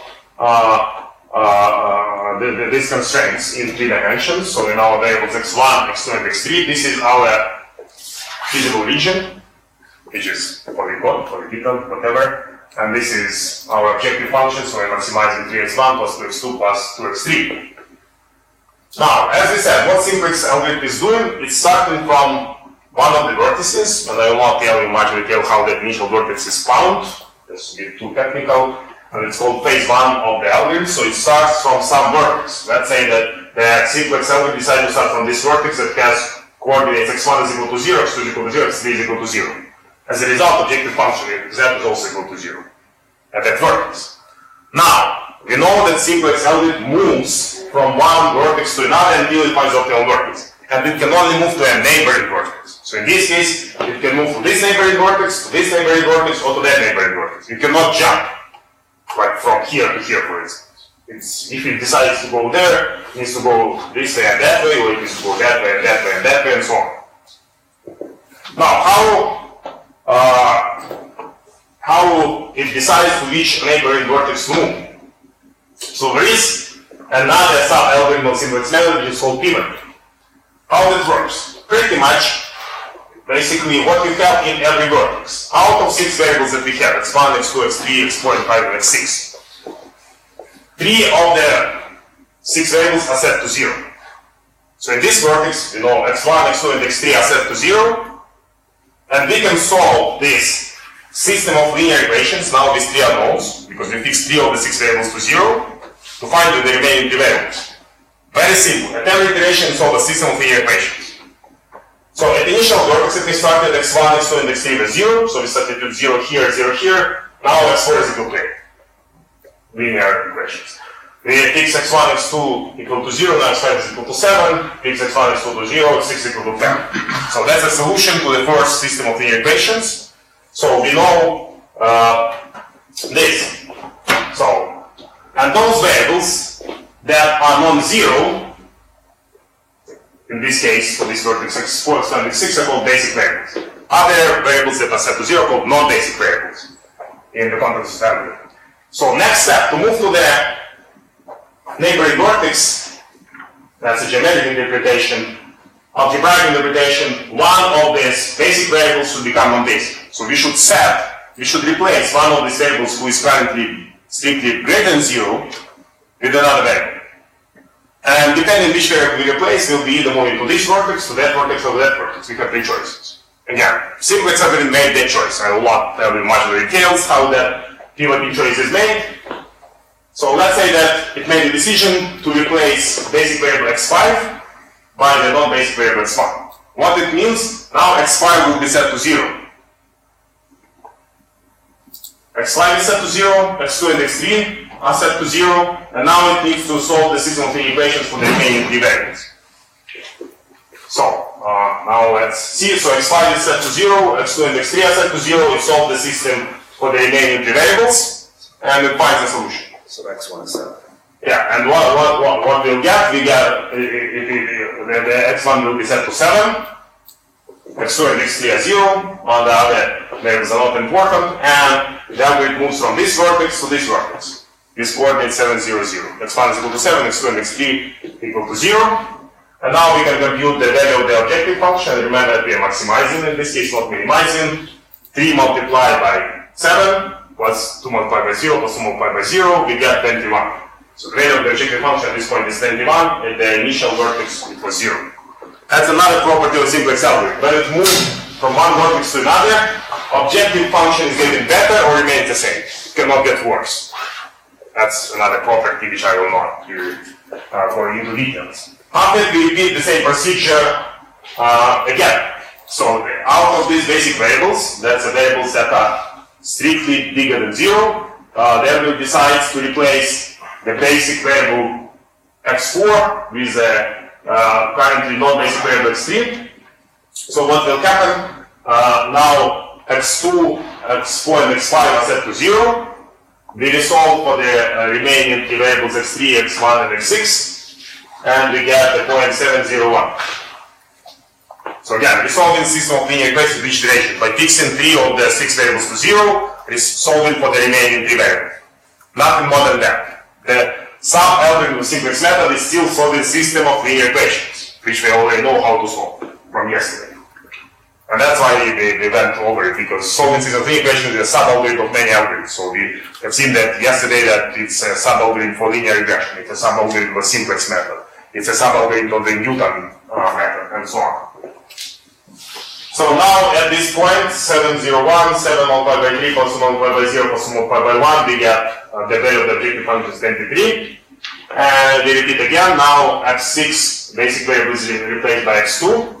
We resolve again, and we get a solution 2, 5, 6. Substituting there, we get 28. And that's an optimal solution. So there is another procedure to verify that that's an optimal solution.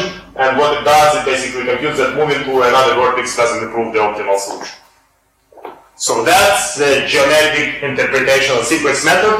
What's important to remember, it starts from initial vertex, moves to neighboring vertex, after to another neighboring vertex, after to another neighboring vertex, until it finds the optimal solution. How it does the move, it decides which of the basic variable, that's a kind variable set are bigger than 0 to replace by the non-basic variable. Non-basic variables are the variables that are set to 0 at that particular vertex. And that's the algebraic procedure geometrically is equivalent of moving from one vertex to another in the high-dimensional polygon. So there's no requirement for it to evaluate every vertex, like. No. That's what it does. So it selects a path that leads to the optimal solution. It may still need to visit many vertices. In the worst case, actually, it may need to visit all vertices. That's another famous property of the simplex algorithm. It's exponential. It's not polynomial. In the worst case, it has worst case exponential complexity. I don't want to really go much into a discussion of complexity of the algorithms, but in this case, in the worst case, what it means it may need to visit every vertex before it arrives at the optimal vertex. Fortunately for us, that never happens in practice. In practice, that worst case exponential complexity doesn't hold.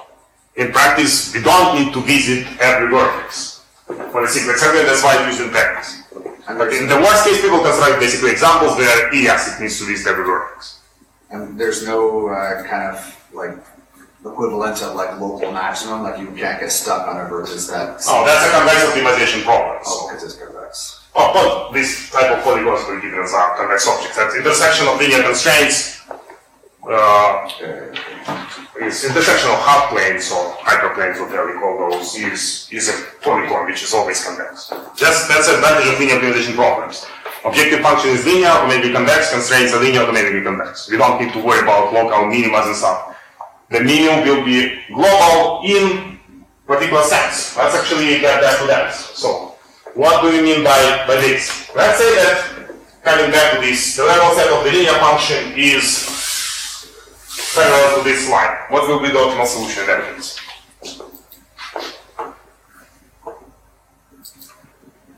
Same.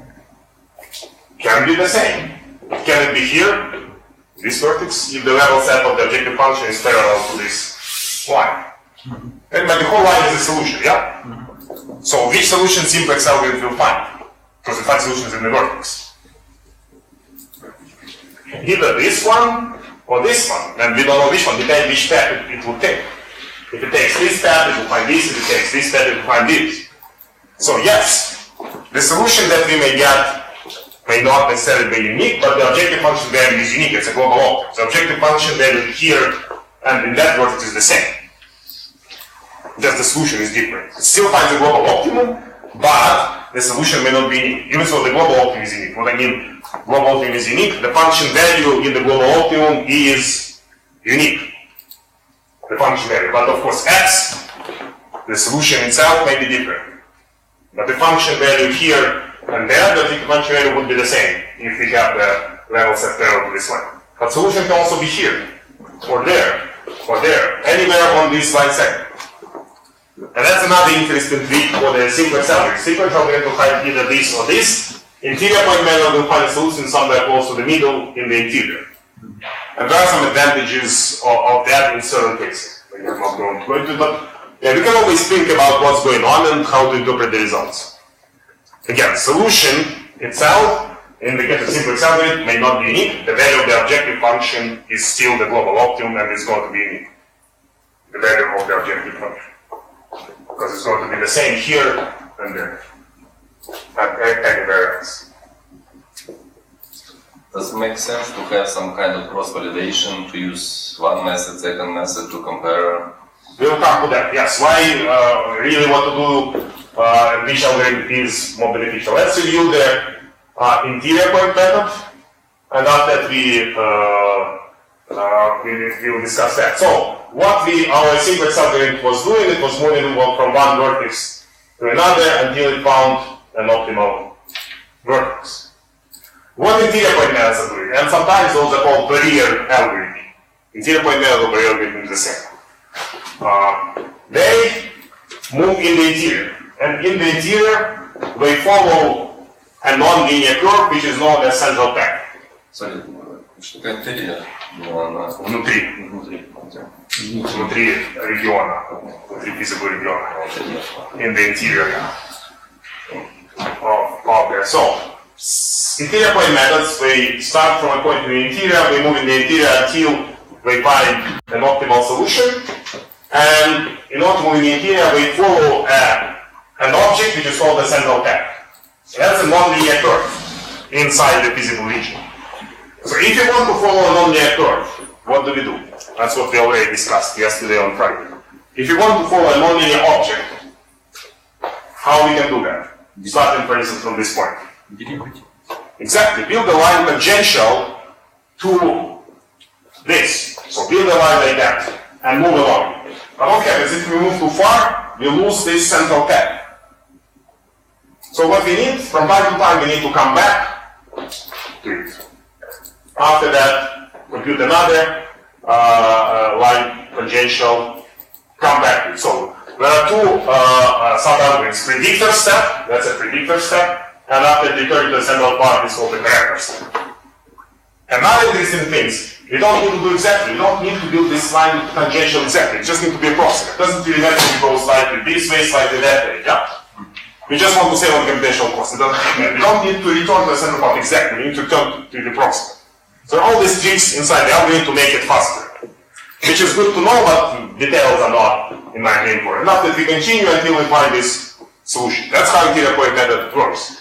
Build approximately a line tangential to the central tap, approximately, but in order not to lose the central tap, because if you go there, you lose the central tap. It also, after that, computes a corrector step to return approximately to the central tap, and after repeat line tangential, return approximately to the central tap, and continue until you converge. Okay, that's all what I think is important to know about interior point methods. Now, which algorithm is better? Simplex algorithm or interior point method algorithm? And why? Simplex seems simpler. Okay, in this case, simplex needs just to visit two vertices to find the optimal solution. So the number of iterations for interior point method will be larger. What happens if you have millions of variables in your problem? How many vertices simplex algorithm may need to visit? Up to. A lot. How about interior point method?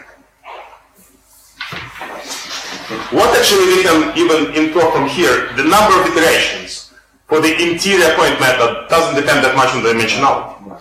It typically takes something like 50 iterations of this type.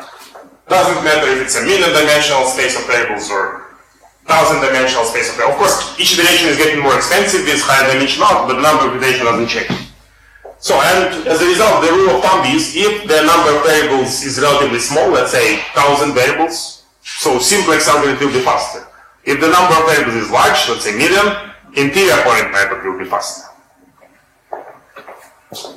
So, typically for large problems, yeah, you use interior point method, and it's more recent. So, 1984, simplex algorithm is from 52, and it's known that interior point method has polynomial complexity. But it's only about, we're talking about the time, yeah? But what about accuracy? That's a good question. So how about accuracy? What we know, interior point method finds solution in the interior, simplex finds solution in the vertex. So what happens if we still want to find solution in the vertex? Of course we can run simplex algorithm, but it's slow when we have million variables. So what else can we do? Just find the closest vertex? Exactly. So there is another modification that first runs interior point method. We arrive quite close to the vertex, and after it switches from interior point algorithm to a simplex algorithm. That algorithm is called the crossover algorithm. First you run interior point method, get very close to the optimal vertex, and after to find it exactly, you switch and do a couple of iterations of the simplex algorithm. So called crossover method. So first run, so people invented all these tricks to really figure it out. So it's good to know about those. Know that it's not a problem if you want to get solution in the vertex. You just run crossover step after interior point method algorithm, and simplex algorithm in that case converges really fast. Just need to do a couple of iterations. It will be already close to the optimal vertex. Of course, yeah, multiple dimensions. You can imagine how this will look like in million dimensions. When we have instead of 3 variables, we have million variables. And the last thing that I wanted to tell about optimization algorithms is, so far we work with variables that were continuous, yeah? Every variable is 1, x2, 1 continuous. What happens if we have a restriction that they require our variables x1, x2 to be integer? only take values 0, minus 1, plus 1, minus 2, plus 2, and so on. Is it easier or is it more difficult from the point of view of the algorithm? Difficult, because we should make one step back once we found it. It's more difficult. Why? Because our distribution is no longer convex. Remember, it's not longer convex set. When we build the physical solution here, here, there, or there, so what is convex set? So you choose 2 points in the set, these 2 points connect those by the line, and this point is now not in the set. We lost convexity. When we have a restriction that some of the variables require to be integer, we lost convexity immediately. So that's a much more difficult problem, because it's no longer convex. So this type of problem is called mixed integer optimization problems, because you may have both continuous and integer variables in the problem. That's why it's called mixed integer. Those are much more difficult, but those in many cases are required in practice. What can we do? Line at the hierarchy. So what can we do to solve a mixed integer optimization problem? In short, called mixed integer programming. Programming is still their historical name for optimization. So let's say that this is the level set of the objective function. What happens if we relax the integral constraints? If we say, forget about that the variables required to be integer. Yeah. What will be the solution? So we find this corner. Solution will be here. Optimal solution of the relaxed problem, when we relax integral constraints. Next, what we can do to find an integer solution? Find closest cell. Exactly, round. Yeah, just like the staffing thing, round it to. Okay, let's say that we round it. We round it down in x1, we round it down in x2. But this is not an optimal solution. This is actually an optimal solution. So what we should have done, we should have rounded down in x1, but we should have rounded up in x2. That's a small set. Do all the different roundings and evaluate those. Exactly. So how many combinations we have in this case for rounding? But we can, in each level, we can either round up or down, yeah? So We have 2 variables. 4. 2 by 2 is 4. No, 2 to the power 2 is 4. So we have 4 combinations. Everybody is new by 4. Round x1 up or down, round x2 up or down. Total number of combinations is 4. But what happens if we have 1000 variables instead of 2? More than How large is 2 to the power 1000? More than 4. More than 4, that's for sure. How large is that number? Anybody can tell me? Very big. So that will, if you want to try all these combinations, it will take forever. Longer than our lifespan. So that's why it's impossible to do that. So that's why those type of problems are called combinatorial optimization problems. Just too many combinations to check of rounding up and down. Those are difficult because those are not convex. And you see the difference.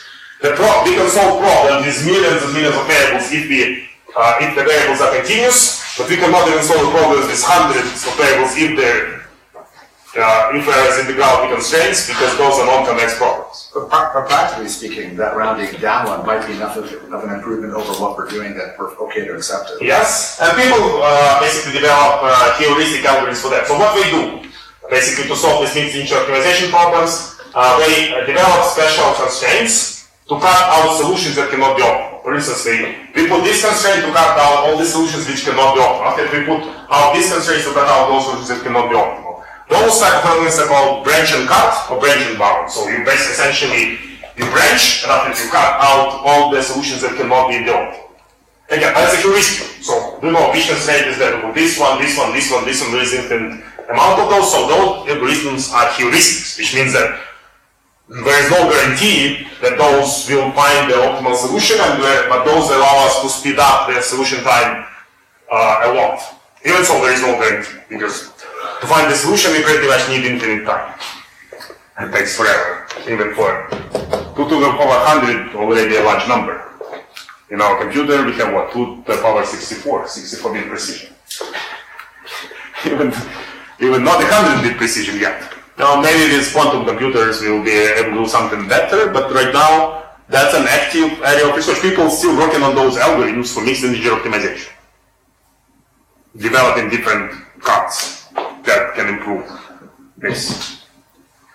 Okay, a couple of other optimization examples that may be just interesting to show that, to give you some idea of thinking. Third type of allocation problem.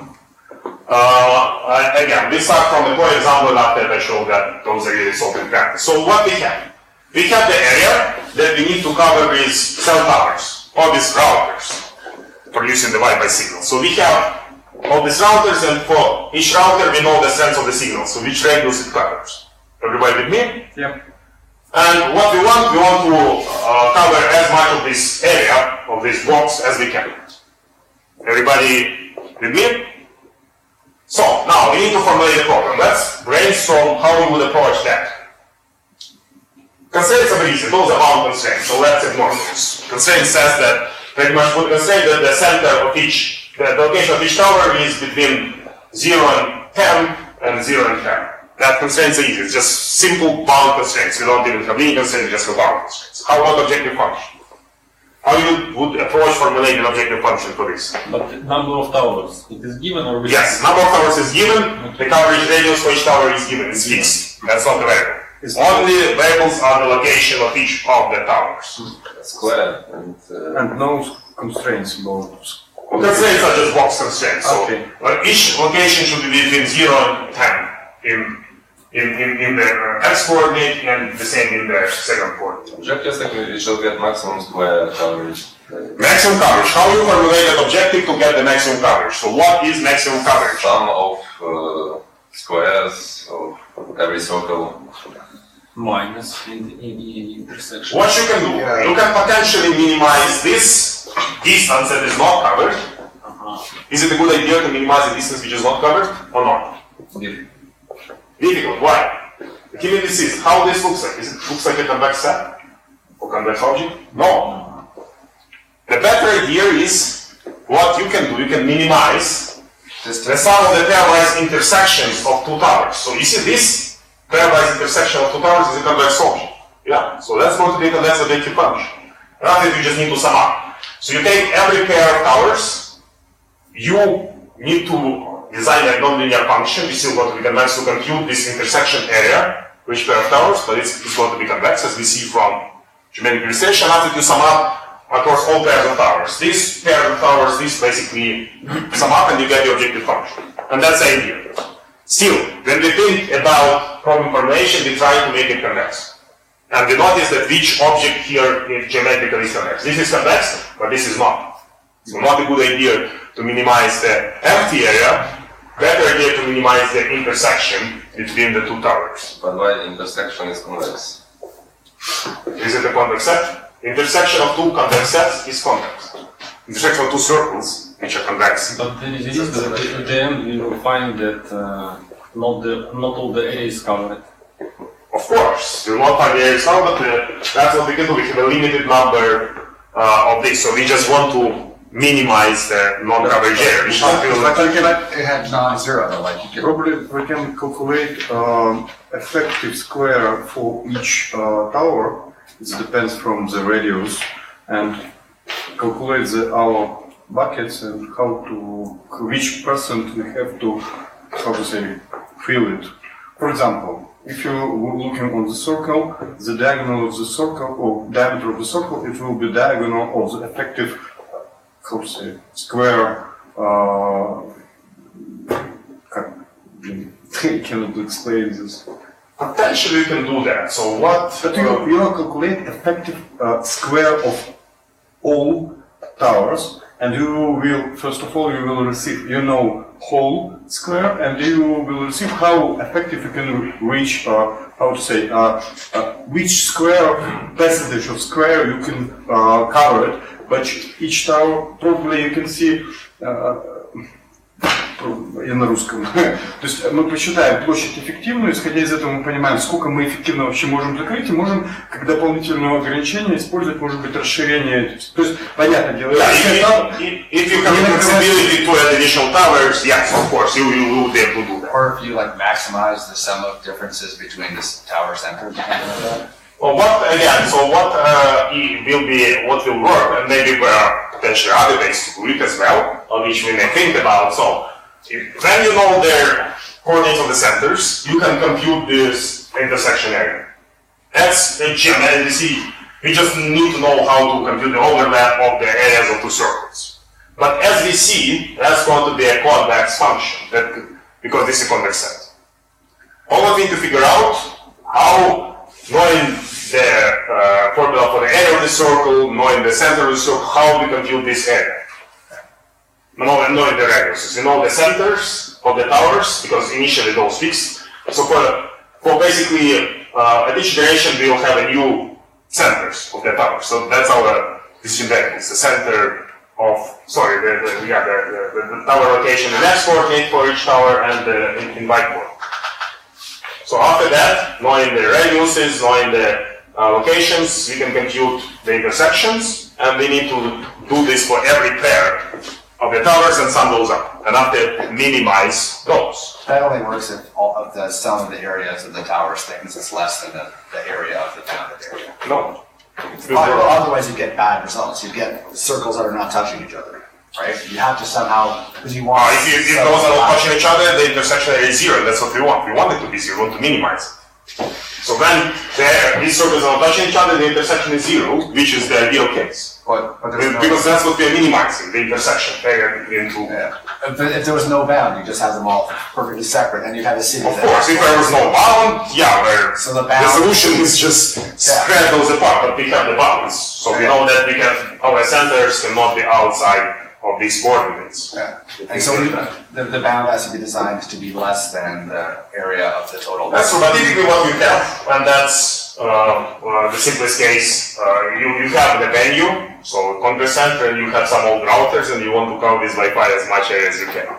For instance, in the simplest case. In the more complex case, you have the geographical object which you want to cover with towers, but that's come to that later. So now, if you're able to compute this objective function, some of the pairwise intersections, and minimize it, and we can do that, you will, let's see if the video works. If not, so I'll just show you the optimal solution of this. That's the coverage for this, and those are the iterations go. So if you run an algorithm, and we can use any of the three algorithms that we have, because pretty much the constraints of everything, those are just the bounds. So we can use Newton, quasi-Newton, and the gradient descent. And after whatever, so number of iterations, in this case 40, it converges to the optimal solution. In practice, of course, we need to do much more, because we need to take into account the population density, we need to take into account the landscape, maybe there's a hill or a valley, and stuff like that. And that's already a practical problem where you know the population densities and you want to maximize the number of people covered by the signal and not really the area covered by the signal. So those problems are solved in practice, but of course with much more details than we just showed here. As always, but we start simple. And the last example that I would like, that's aircraft contact avoidance. Sorry, but the previous task, it's relative finally simple, or it's quite complex? No, it's relatively simple because it's difficult to write down this non-linear function, but it's still going to be convex. So that task is relatively simple. Except for writing down the non-linear function that computes the intersection of two circles. Is there some resource where such, let's say, task as a patterns can be investigated? Yeah, there is actually a code online that you can either read, and so I did it in MATLAB at some point. I found the code, never really converted to Python, but if you want, you can take a look at the code that really does that, even though it's in MATLAB. Just never had time to convert it to Python. Yeah, I mean, in general, there is some maybe resource like Kaggle where you can... As always, when you have a problem, can you just first do research what's available, what other people have done. Any code patterns, any publications. There is also an optimization data science website where...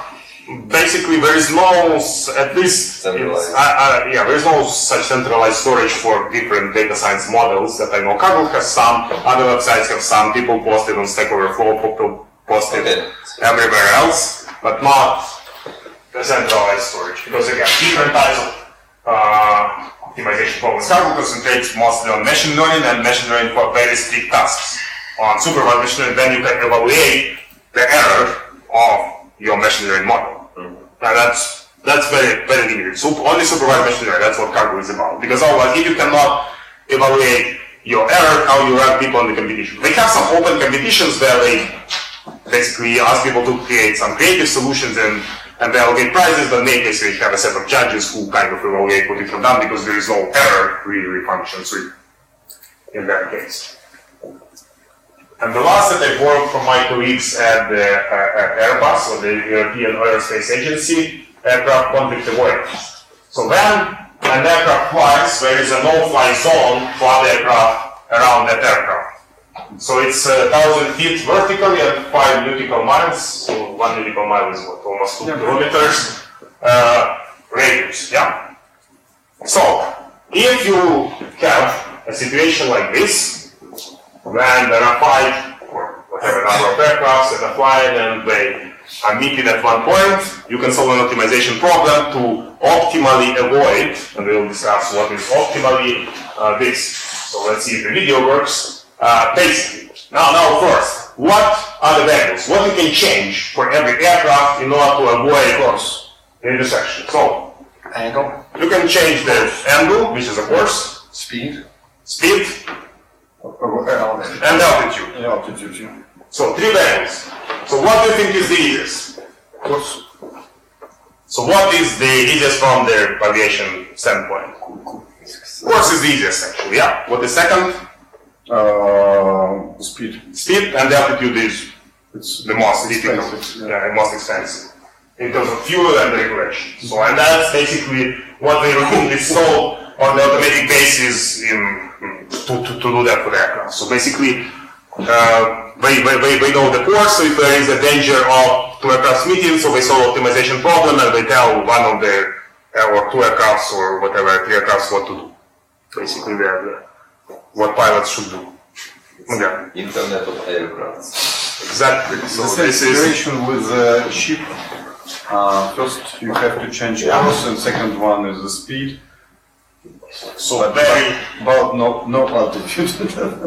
no altitude. So the last you did the notebook for this lecture was Solution go by ship. what? Optimal solution go by ship.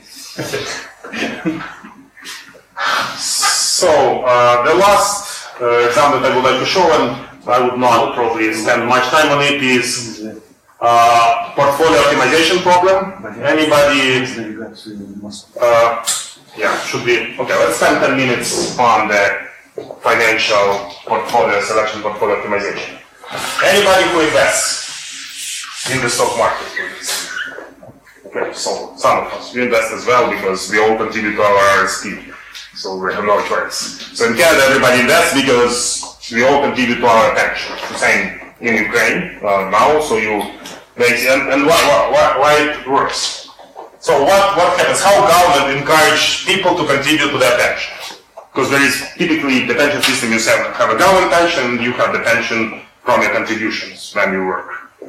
So why do we care and why do we contribute? As I remember, in Canada you have 3 levels of pension. And also provincial or province pension. Yes, but for some of the categories of workers, municipal workers, teachers, and stuff like that. But let's disregard that. Let's talk about. So let's say that you work as a data scientist and your salary is 100K per year. Yeah. Canadian, US doesn't matter. So now you need to pay taxes. So let's say taxes are 40,000. No FOPs in Canada. In Ukraine, if you're self-employed, you pay 5%. In certain cases, for certain categories. But let's say that. Okay, so the net amount remaining 60K. Yeah. Now, what you can do? You can contribute to your pension, to your pension account. Let's say that you contributed 30,000. Now your income is 70,000. And the tax on 70,000, let's say, is 20,000, and your net is 50,000. So that's pretty much how governments encourage people to contribute to their pensions. When you contribute 30,000 to the pension, you don't pay tax on that amount, so your tax goes down, and your net is, let's say, 50. I'm slightly exaggerating instead of 60, but you contributed 30,000 to your pension account. It's tax deduction. Yeah. So now, of course, you're not going to just put this under the mattress. This money. You want to invest those so that your money grow and you get more at the retirement.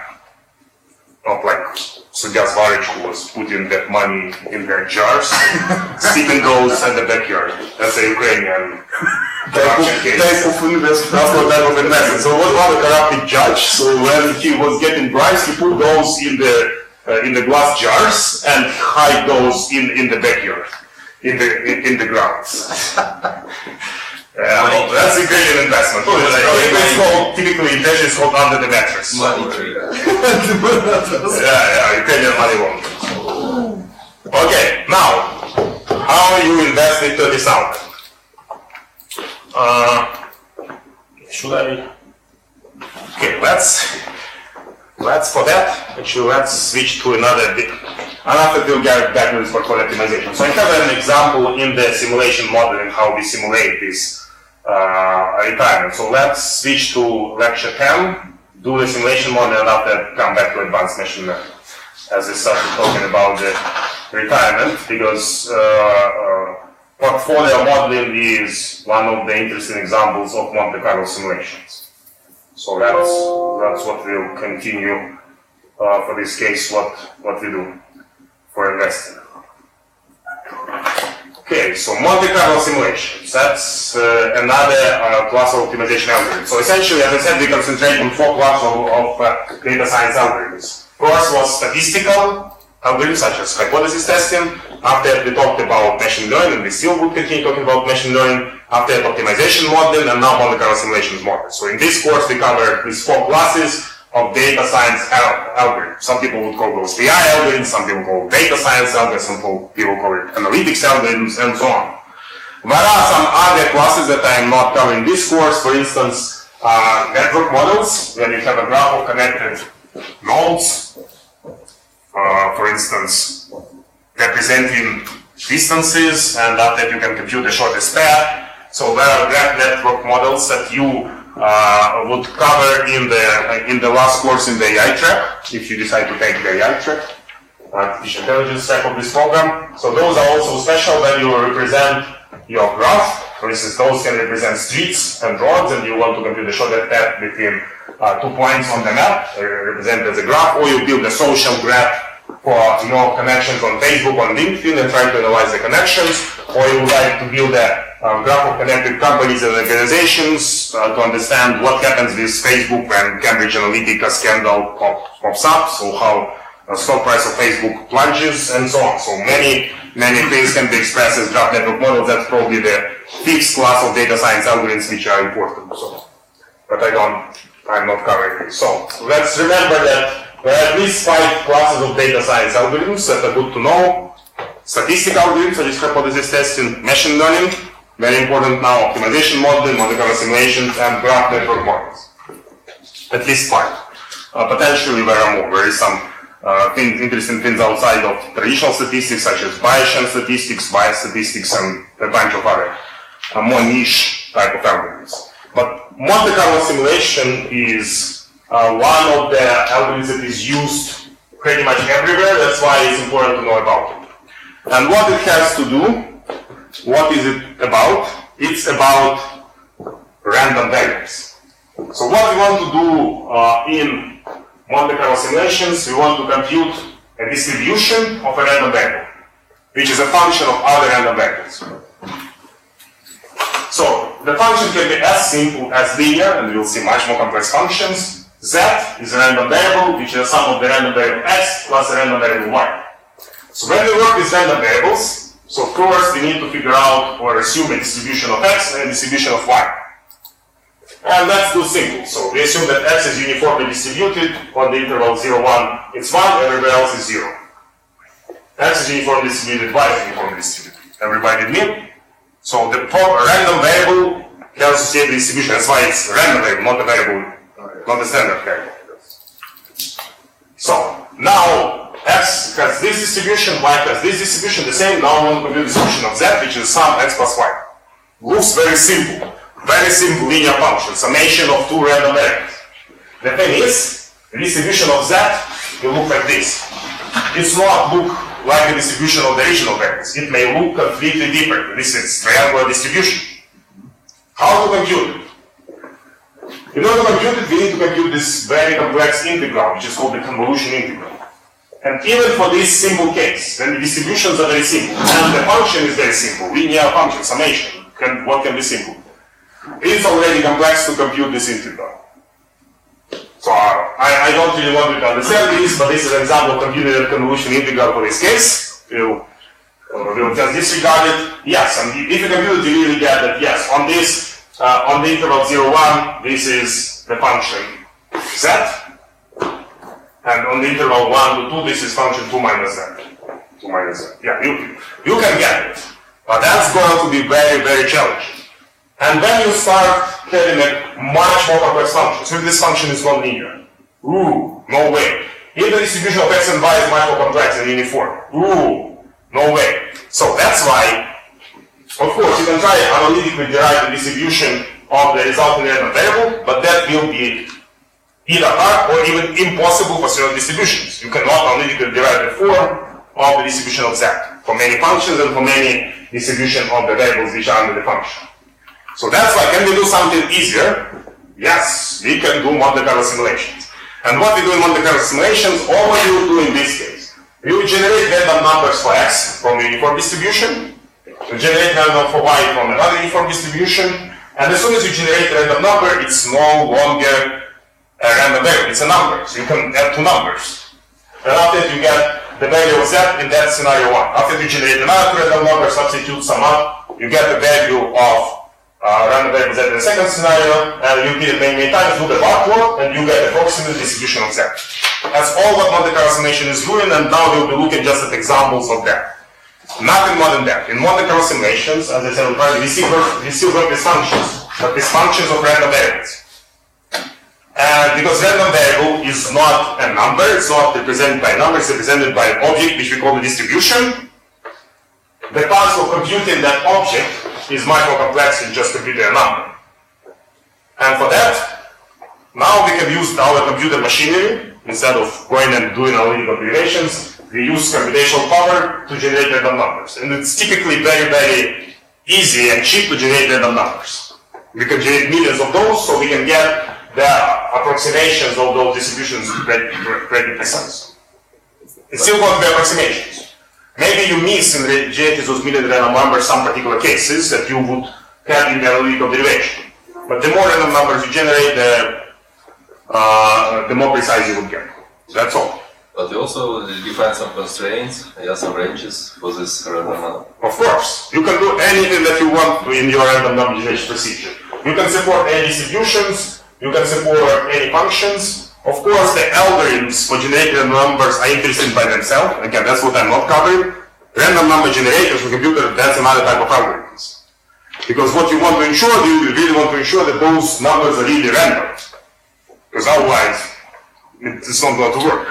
And it's based on the sequences of numbers that hopefully don't repeat itself, and you need to ensure that you are generating the number for that distribution, for the distribution that you want. For instance, uniform or normal, or binomial, or log normal. So you need to make sure that your random number generator really generates the numbers from that distribution. But fortunately for us, that's already figured out in Python, in R, in any other programming languages and software packages. Random number generators are already standard tools. So we don't... But you know, for me it's quite difficult to understand why we have to use such method. You know, for me, if this method doesn't use any historical data or something like that, it uses historical data. Yeah, but you know, first time when I heard about Monte Carlo simulation, it was 4 years ago. You remember the case of Ukraine has a lot of bonds, national debts, when they had some debts, some bonds. And my colleagues calculate value recovery instrument. You remember the terms of this changing?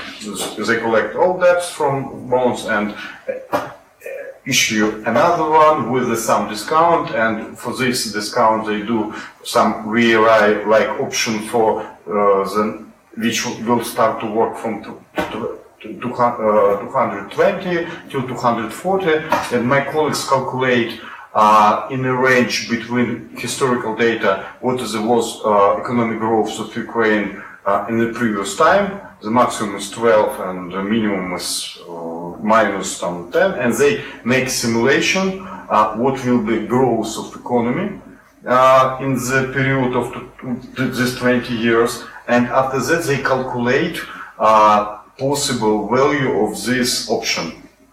You know, for me it's illogical. Right.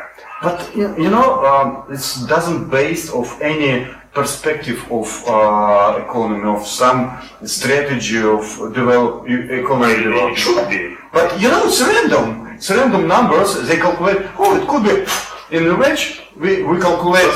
But when you do it, underneath it should be a factor model. So that function that you use for calculation. So basically your case is, and let's try to spend whatever 5 minutes on that as we started, because we are really interested to solve technical problems. So what you want? You want to model some random variable growth, or you want to price. Let's say your variable Z is the price of an option on Ukrainian government or something like that. Each middle depends from the economic growth. That depends on, that's a function of a number of other random variables. So let's call this, in our traditional x1, x2, because we work with functions, x3, and so on. So now, in financial terminal, those are typically called risk factors. So for instance, GDP is one possible risk factor to model this. Another is unemployment rate in Ukraine, I don't know. Another is the interest rate of the National Bank of Ukraine, IR, and so on. So the thing is, yeah, those are random variables as well. So you need to first be able to model the GDP growth and project it into the future, because GDP is uncertain in the future. Those are not random variables. But if you, and what you need to do, you need to research those and make assumptions, how those look like. So how GDP is distributed. So what is the distribution of GDP? Is it normal, log normal, uniform? And what are the parameters of the distribution? So for instance, you decide, okay, I model GDP as a normal variable with this mu and sigma mean and standard deviation. That's your decision that should be supported by historical data. Really, is GDP really normally distributed? You look at past GDP for Ukraine, for other countries, figure out, and if yes, if you convince yourself that GDP is really normally distributed, yeah, you make an assumption that your random variable x1 is normally distributed. And after that, you go and figure out from historical data what is the mean and standard deviation for that function. You look at some other interest rate. Oh, what is interest rate? You do a research and figure out, okay, looks like your interest rate are not normally distributed. And that's what typically happens in practice. And now, yeah, if you believe that, or you're convinced that by looking at historical data for log normal distribution, you also need mean and standard deviation in order to do that. And now that what you do, you throw random numbers from a normal distribution, with this mean, with this standard deviation, from log normal, substitute into a function, compute your option price, something like that. Repeat it many, many times, and you're done. That's a general procedure. Of course, there are a lot of details. So which random variable should be in your function? Which really influence the price of your option or something else? How this function looks like that you are trying to simulate? Well, it's probably not that simple as a linear function. It may be something else. And so on. There is a lot of stuff there, but the procedure doesn't change really. If you did your modeling on this part wrong, if you made a wrong assumption about distribution of the GDP, of course you don't expect your price to be correct over there. That's why it's a lot of research. It's easy on the surface, the multi-class machine, generate random numbers. So for each distribution, for each mean and standard deviation. And you need may consider thousands of random variables under your function. So which function makes sense? Linear function, exponential function, logarithmic function, I don't know, anything else. Stuff like that. And after that you get it. But very risky. On the surface, the algorithm itself is easy. But when you start looking at practical problems, it's not easy. You spend time and time on that. And that's what people do in finance most of the time. That's pretty much job of most quantitative analysts in finance. Do this type of modeling. In finance, in machine learning, those are called features. In finance, they call those factors. Risk factors that drive your random variable of interest. You also need to figure out, is really GDP driving the price of your option? Is unemployment in Ukraine driving the price of your option? Is interest rate of National Bank of Ukraine driving the price of your option? Are those really risk factors? What are the risk factors that you may be missing? Very similar to features and feature engineering, just called slightly differently in finance, called factors, and we need to identify those factors. And after that, Monte Carlo simulation. But that Monte Carlo simulation is just terrible. As soon as you know distributions, mean standard deviations, you know your function, you just draw random numbers, substitute, compute. That's it. Repeat millions of times. Done. Random number is kind of a bad label because it's numbers generated randomly within bounds that are very specific. Number generated randomly from the distribution that you assume is the parameter of the distribution that you get from somewhere. Typically from historical data. Combinatories, yes. Well, we'll see a couple of examples, so hopefully it will become clear, but that's what it is. And let's get back to the discussion after we review this lecture. So probably there will still be some interesting things that we do not consider yet. Okay, as we talked about financial portfolios, and the first example in Monte Carlo simulation is really modeling financial portfolios. And that's typically useful for everybody because, at least in the West, everybody is investing, at least for their retirement. Some invest also in the stock market in general for the capital markets, not only for the retirement purposes. So now let's start with a very simple portfolio. Let's say that you have $1,000 and you want to invest $1,000 in the stock market for 1 year. So your initial value of your portfolio initially is $1,000. It's not random there. You know it for sure. The value of your portfolio today is $1,000. That's what you invest. V0 is not random there. And let's say that you want to invest in only one financial asset into the market index, S&P 500. And everybody know what is market index? Not sure? Or exchange traded fund. So essentially, market index, in this case S&P 500, is an index of the 500 largest US companies by the market capitalization. And you know the largest by market cap probably now is what? Apple, second largest is Google, and so on. And essentially that's a portfolio of 500 assets, but you buy it as one asset. So banks or special organizations package it for you as one financial asset, called market index or exchange traded fund, whatever you call it, and you buy it as one asset. But it behaves as an aggregate behavior of the US stock market. Still you buy it as one asset. Now, what you're interested to do, you're interested to model the value of your investment after 1 year in the future. Answer random variable V1. We don't know what will be the value of a portfolio 1 year in the future. We are interested to model it. Now, what is actually V1? V1 is the value of your portfolio today, $1,000 plus the rate of return for the first year multiplied by the value today, or just this year. The problem is that in order to calculate the random variable V1, it's a function of another random variable R01, the rate of return of the S&P 500 for 1 year in the future, between that year 0 today and 1 year in the future. So, what you have? You have your random variable V1 to be a very simple function of another random variable R01. V0 is just a number, it's not a random variable. Everybody with me? Very simple function. Now that's our linear function. So we start very simple. Now, if you want to model V1, you need to make an assumptions about R01. You need to make first assumption how R01 is distributed.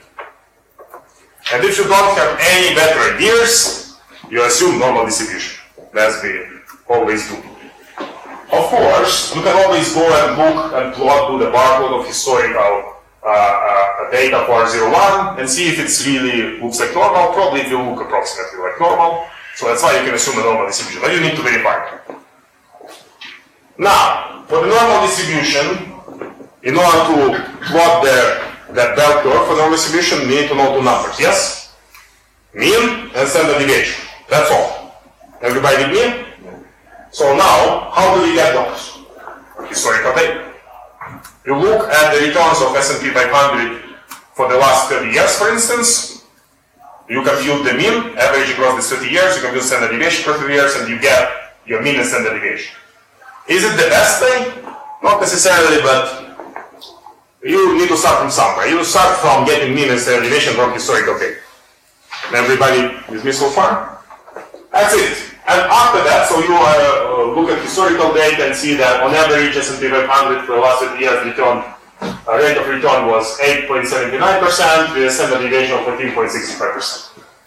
That's all. Now all what you need to do in Python, just generate normal random numbers with this historical mean, this historical standard deviation, and this tells I want 100 random numbers. So it will return to the array these 100 random numbers. So this is the return of the S&P 500 in scenario 1, one possibility, that's the first random number, return of the S&P 500 in scenario 2, which is negative in this case, and so on. You have 100 possible scenarios for the return. That's all what random numbers mean. 100 possibilities. And after that, you take this one, substitute here at 1 multiplied by 1000, you get the value of your portfolio in scenario 1. You take the second random number that you generated, substitute here at 1 multiplied by 1000, you get the value of your portfolio 1 year in the future in scenario 2. You repeat it 100 times, and typically much more than 100 times, 10,000 times, whatever, and you get the vector of 100 values, and you can do a bar plot of it. That's all. And now the bar plot of that vector is your distribution of the random variable v1. Of course, approximation, because you only have 100 scenarios. If you want a better approximation, generate more scenarios. That's all what we do in Monte Carlo summations, really. Nothing more than that. Now what you have a distribution of your random variable of interest, in our case, the value of your portfolio 1 year in the future. You can stop now. Yeah. Okay, let's finish this first example. And after that, we got our modeling results already. Now we need to start analyzing those. And what we do to analyze those? We use our knowledge of statistics that we reviewed at day 1. So, for the distributions, you compute your one number summaries. You go and compute the mean. What it tells you that on average, the value of your portfolio will grow from $1,000 today to $1,088 1 year in the future. Everybody with me, on average. That's a mean. Over here. You compute the standard deviation. You compute skewness, kurtosis, mode, whatever you want. But for us, the important things that we will look at, minimum and maximum.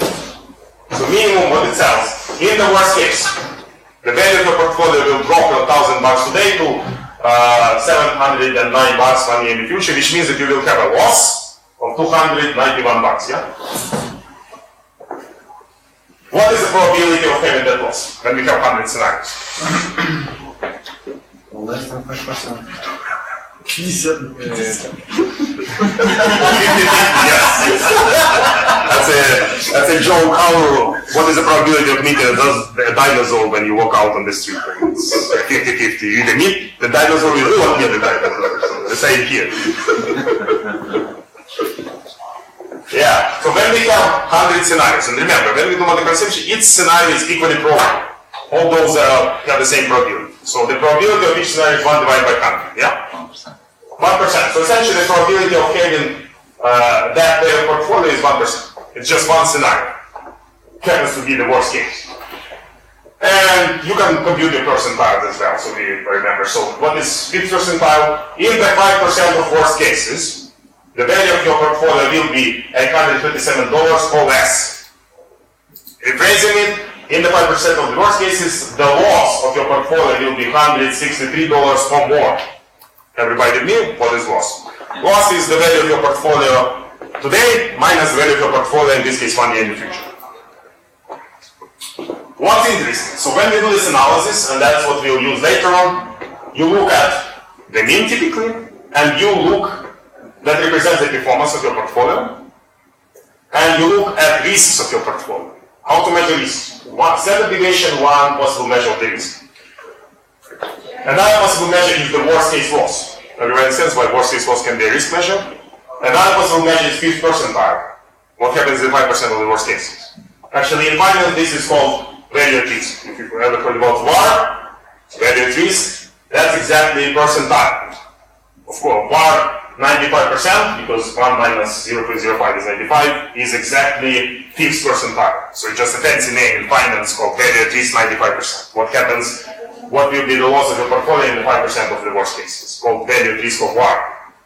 So, one performance variable portfolio, 3 possible risk measures: standard deviation, worst case loss, and loss in the 5% of the worst cases.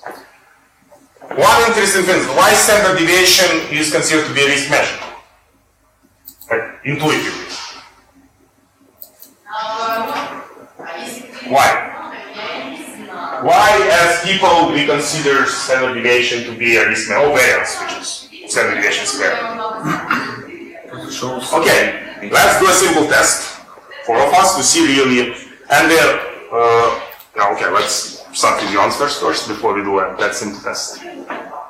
Because this is like a range of possible outcomes of the portfolio. So you get like mean plus minus standard deviation. So intuitively, it's a measure of risk. Yeah, basically, rephrasing what you said, we prefer certain outcomes to uncertainty. And let's do an example of that. So that's typically to be considered human behavior. In economics, we did these experiments, asking people to make these two choices that I will show you right now. So, first choice that you can choose is you have $100 with certainty, with probability 1. Yeah? Second choice, plus 1, you get $50 with probability 0.5 and $150 with probability 0.5. The mean is the same. 100, 50 multiplied by 0.5 by 100 minus 0.5, the average is the same. So, if you talk about the performance of these two portfolios, those is the same on average. What would you prefer, this one or that one? As personally. First one. Everybody agrees that you would prefer this one? Yeah. Exactly. What happens here? Standard deviation variance here is 0. Yes. Standard deviation here is bigger than 0. Yes. So what we prefer smaller standard deviation Minimize possible. to the bigger one. So the goal is really we want to minimize, variance. Loss aversion. Pretty much. It's called risk aversion in other terms. We want or minimize standard deviation, whatever we call it. We prefer certain outcomes than certain outcomes, which means that we prefer smaller standard deviation to larger standard deviation. Well, that's why this standard deviation is considered to be this measure. We prefer its number to be as small as possible. That's cultural. That's cultural. Research on that, and that's wildly different. It's cultural, but most cultures would still prefer the same. That's what I understand the experiment show. The only bad thing about variance, it's symmetric. What means if you prefer smaller variance, you also penalize not only downside deviations from the mean, but also upside deviations. Yes. This is a good thing for you. But when you minimize variance, you both minimize the upside deviations and the downside deviations from the mean of 100.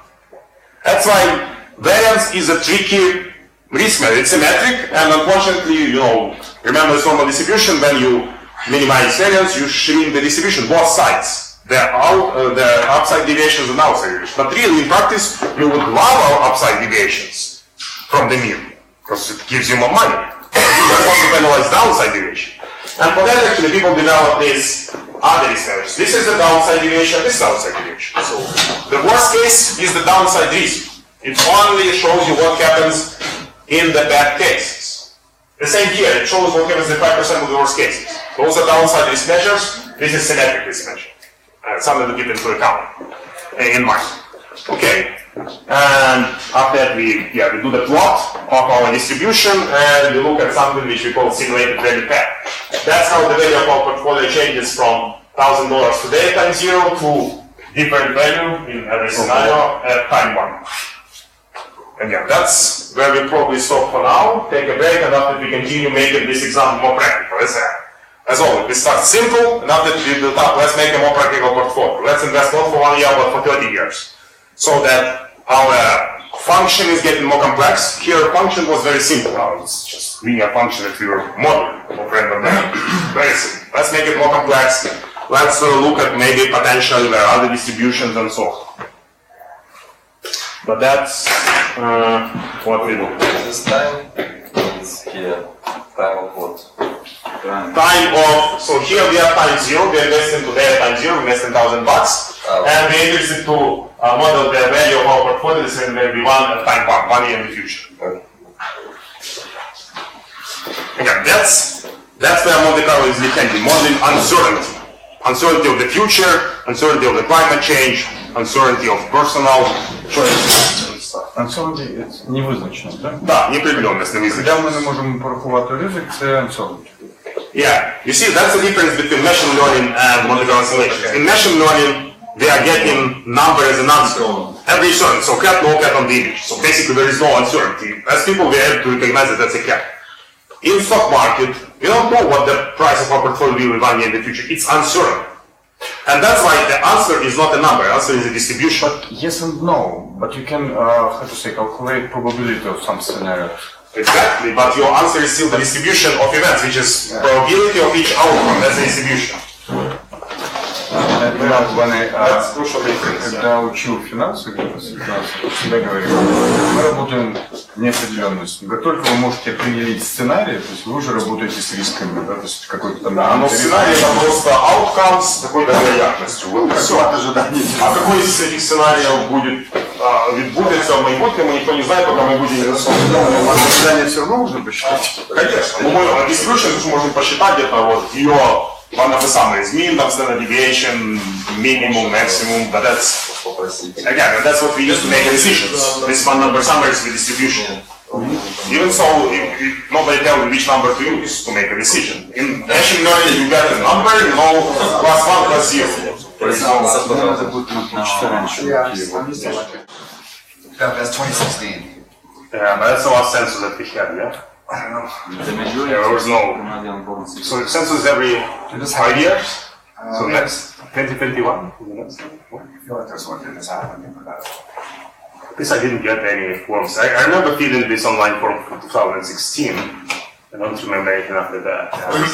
Yeah, maybe. They're the 11th largest diaspora inside Canada.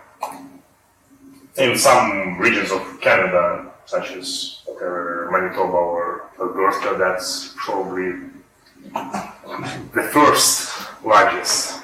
Like in some places, like 50% of people have Ukrainian roots.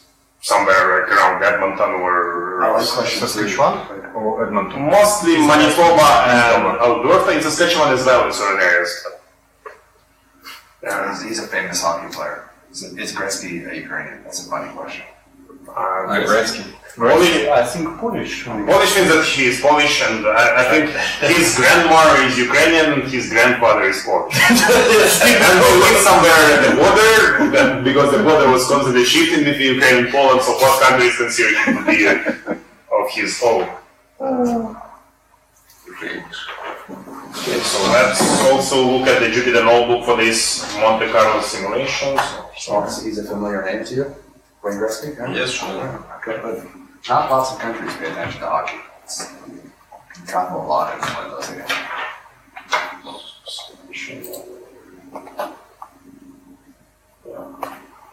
Okay, so we would be doing the same in Python as we see on the slides, and let's just start there.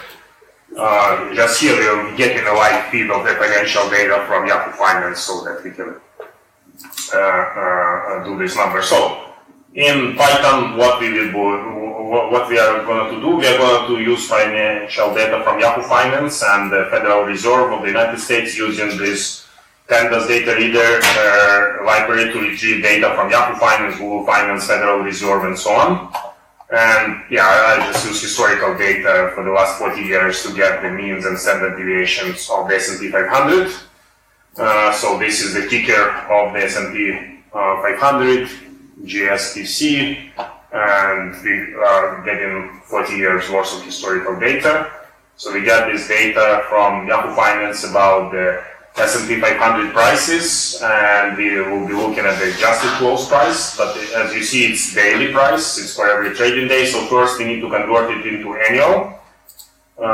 So here we are just doing annual resampling, and we got the prices at the end of each year for the last 40 years, and after we convert into the return, rate of return. So what is rate of return? That's a price at the next time period minus price of the previous time period divided by the price of the previous time period, which is conveniently implemented as this procedure, shift minus 1, and we get the rates of return for each of the previous 30 years. In 1898 it was 12% for S&P 500, in 1990 it was minus 7%, and more recently it was 34.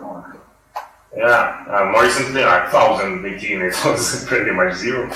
But before that, it was, you can get essentially 20% almost in 2017 just on the S&P 500 market index, that's all. Even so, yeah, it's Some years it's close to zero or even negative, especially during the recent financial crisis. It lost 38% in 2008. Just another interesting observation. And after that, what we did at this first exercise, we computed the mean and standard deviation of the S&P 500 returns for the last 40 years. So the numbers are slightly different in the Jupyter notebook because I used different time period than in the slides. So 9.3% average return of the S&P 500 and 16.5% standard deviation. And after in our example one, we invested $1,000 for 1 year into the S&P 500 market index. And what we did, we generated normal random numbers with the historical mean, historical standard deviation. Number of scenarios was 100, so we get this array of random numbers, 100 random numbers. After we substituted into our function, where to compute the random variable v1, it's 1 plus the return multiplied by v0. So essentially we substitute into this formula, and we get our array of v1 or in every of the 100 scenarios, and we just do bar plot of this array. So of course before that we compute the mean, standard deviation, minimum, maximum, the statistical one-number summaries, the mean percentiles, stuff like that. And after that we plot the distribution, and after that we plot the simulated value path, as it was shown on the slides. And now we are going to do the same, but for the more complex examples. Everybody with me so far? Okay, let's switch back to the slides, and after that we'll get back to the Jupyter notebook as well. Now, let's look at a more complex example. So let's say that we are still investing in only one financial asset, S&P 500, but we want to compute the value of our portfolio 30 years in the future. Now our random variable is V30. Everybody with me? What is the value of our portfolio 30 years in the future? This is this function. 1 plus the rate of the return for the first year multiplied by 1 plus the rate of return for the second year, and so on, up to the year 30 multiplied by the zero initial $1,000 that we invested. So what happened here? Instead of the value being a function of one random variable, now it's a function of 30 random variables.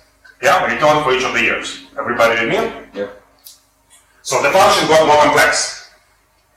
And now again, we need to make an assumption about each of these random variables. If we don't really want to go any complicated, so we still keep the normal distribution assumption, and we use the same historical mean, historical standard deviation for each of the 30 years. Even so, we may get more fancy and make different means, standard deviations for each of the 30 years, but that would require more complex model. Now, the question is, what distribution we will get? We know that each of these is normal. In the previous case, we also know there is another property that if sum of the normally distributed random variables is normally distributed. That's what we had here.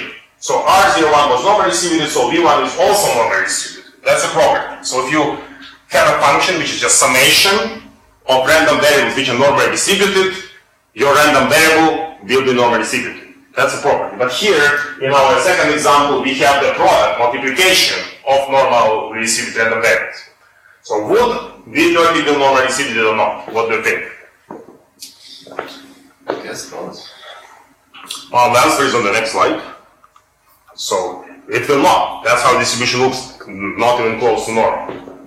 So let's do this computation. So generate random numbers for each of the returns for year 1, year 2, substitute into the function, multiply, and get the results. Now the only difference, what we need to do, we need to generate 100 scenarios in 30 years, so for each of the 30 years. So our array of random numbers will have 100 rows corresponding to scenarios and 30 columns corresponding to the year. So this is the 100 random returns for the year 1, 100 random returns for the year 2, 100 random returns for the year 3, up to year 30. And after that, plug it into this formula, and we get this distribution, or in the slide we get this distribution when we plot. And here, to plot it more precise, they generated 5,000 random numbers instead of 100. And those actually are simulated value path. So from time 0, $1,000, we go to time 30, and there are some really extreme cases where we get a lot, but there are also some losses that we have.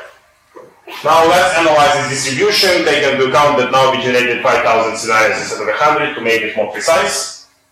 On average, the value of our portfolio in 30 years will grow from $1,000 today to 12,500 bucks 30 years in the future. Standard deviation 11K. Worst case loss, in the worst case, and now the probability of that worst case is 1 over 5,000. We got a loss of around $400 still. In the best case, we got 200 bucks, enough to buy a house, and there is a special one. I guess Toronto is not a million to buy a house. Just to compare, I guess in Kyiv you can buy at least 2 apartments for this money, even so it's it's in US dollars. Yeah. So that's so this is the performance measure for portfolio. This is first risk measure, worst case was the second risk measure, and value at risk or fifth percentile. So in the 5% of the worst cases, the value of our portfolio will be $2,600 or less. That's how we interpret this. It will still grow, it's still more than 1,000, it's not a loss, but that in the 5% of the worst cases, the value of our portfolio will be this number or smaller.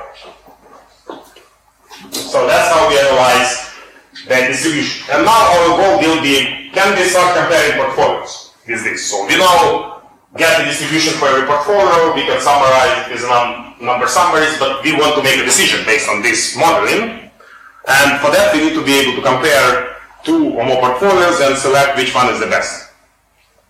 So let's go and do a more complex portfolio. So instead of investing everything in one asset, we'll be investing 50% still in the S&P 500 index fund, but another 50% in the United States bonds, or Ukrainian OVGZ, or Obligacji Внутрішнього Займу. Okay, United States bonds, which are called treasury bills, T-bills. So now, so 500 bucks in the S&P 500, 500 bucks times 0 at the bonds market. So now, because we added a second asset to our portfolio, we need to go and decide how do we model the returns of the bonds. If we don't have any better ideas, we still assume a normal distribution, but we need to go back to our historical data and get the historical mean, historical standard deviation. So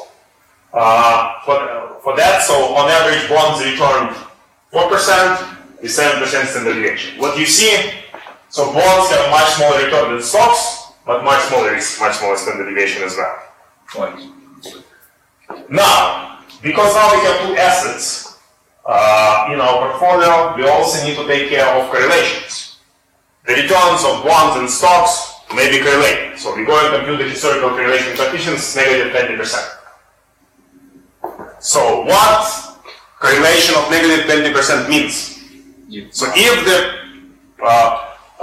returns, let me give you an example. So if the returns of the stocks go up by 5%, what happens with the returns of the bonds? Is the correlation of negative 20%?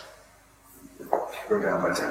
Yeah, go down by 1%. So return of the stock goes up by 5%, return of the bonds go down by 1%. 5 times slower because it's 20% negative. That's what correlation means.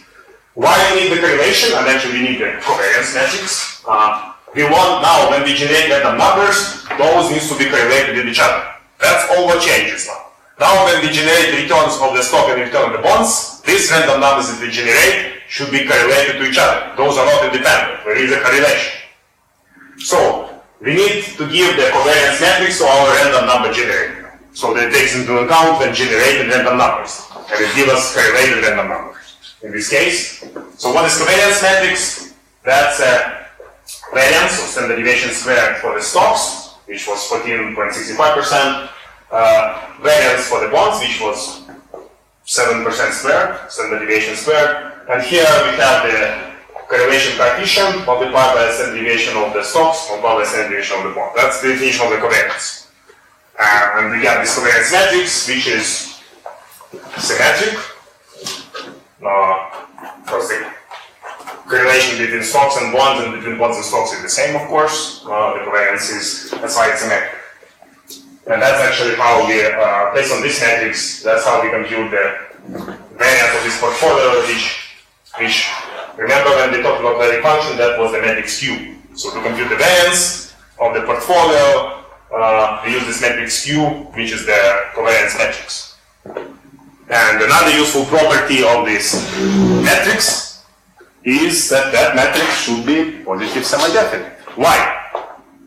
So to compute, let's just do the example.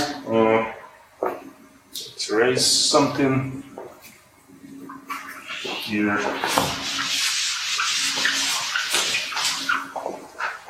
So let's denote by Q this covariance matrix. Now, if I want to compute the variance of my portfolio based on this covariance matrix, how do I compute it? Take average. Define average of the. So this is the covariance matrix Q. Now I want to compute the variance of my portfolio of two assets. Okay, to compute this quadratic function, we need to take x transpose multiplied by Q multiplied by x. That's the covariance matrix. What is x? Here, what is the meaning of x? Coefficients. Yeah, the weights of each of the assets in your portfolio. That's probably to call this variable W. So if you have 50-50 in our portfolio, stocks and bonds, the weights in this vector are going to be 0.5, 0.5. Let's call those W, just the weights. So when we have 50-50, as now we invested 50% in bonds, 50% in stocks, so this matrix is 0.5, 0.5. Oh, sorry, this vector. 50% in bonds, 50% in stocks. Now we multiply this by this matrix, transpose multiply by this, and we get the variance of our portfolio returns. The thing is, the variance should be always greater than 0. Yeah? Variance cannot be a negative number. So what it means that the covariance matrix should be positive semi-definite. If you get a matrix covariance matrix is not positive semi-definite, something is wrong. Another useful thing. That's what that also means, that the variance is a convex quadratic function. This matrix covariance matrix being positive semi-definite. Another side story. So everything is so connected that when you start thinking, the same concepts are applied everywhere and everywhere and everywhere. And when we work with functions, variance is a quadratic function. Convex quadratic function. Just because by definition variance is greater than 0, so this matrix Q, and that's the definition of convexity pretty much, should be positive semi-definite for this function to be convex. Yeah, side story. Now, all what changes when we generate random numbers, we need to give this covariance matrix to our random number generator in Python. And after things are getting slightly more complicated in the code, so what we have now will be generated related normal random variables, multivariate normal. We need to give this covariance matrix that we just computed, and we need to give the vector of means. So the vector of means was 9.something% for the stocks and 4% for the bonds. That's a vector of mu that we are given here, and here is the number of scenarios. Basically, all what happens from this function will get two random numbers representing the return of the stocks, return of the bonds. And those are correlated according to the covariance matrix that we gave to our random number generator in Python.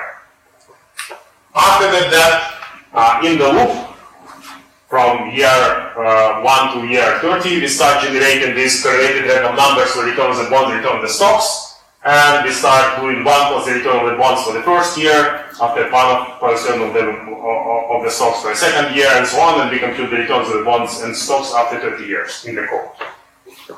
Now that we substitute these two numbers in here, 50% of the value we invested in stocks. Here is the return of the stocks that we computed in every scenario.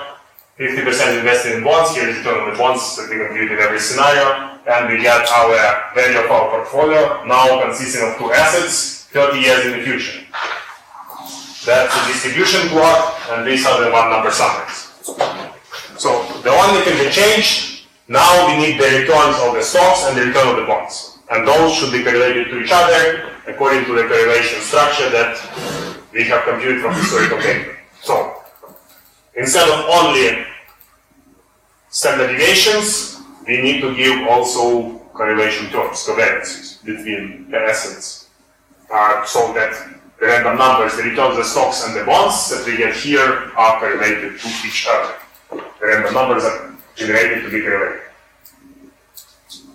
So what is changing now, so the value of our portfolio 30 years in the future will be on average $8,000. The standard deviation is $5,000. In the worst case we get $124,000. In the 5% of the worst cases we get $3,000 or less. So what do we get? Compared to the previous portfolio where only invested in stocks, in S&P 500. In that case on average was 12.5, here on average is 8. Performance is smaller, but risk also much smaller. In the previous case, it was 11,000 standard deviation, here is 5,000 standard deviation.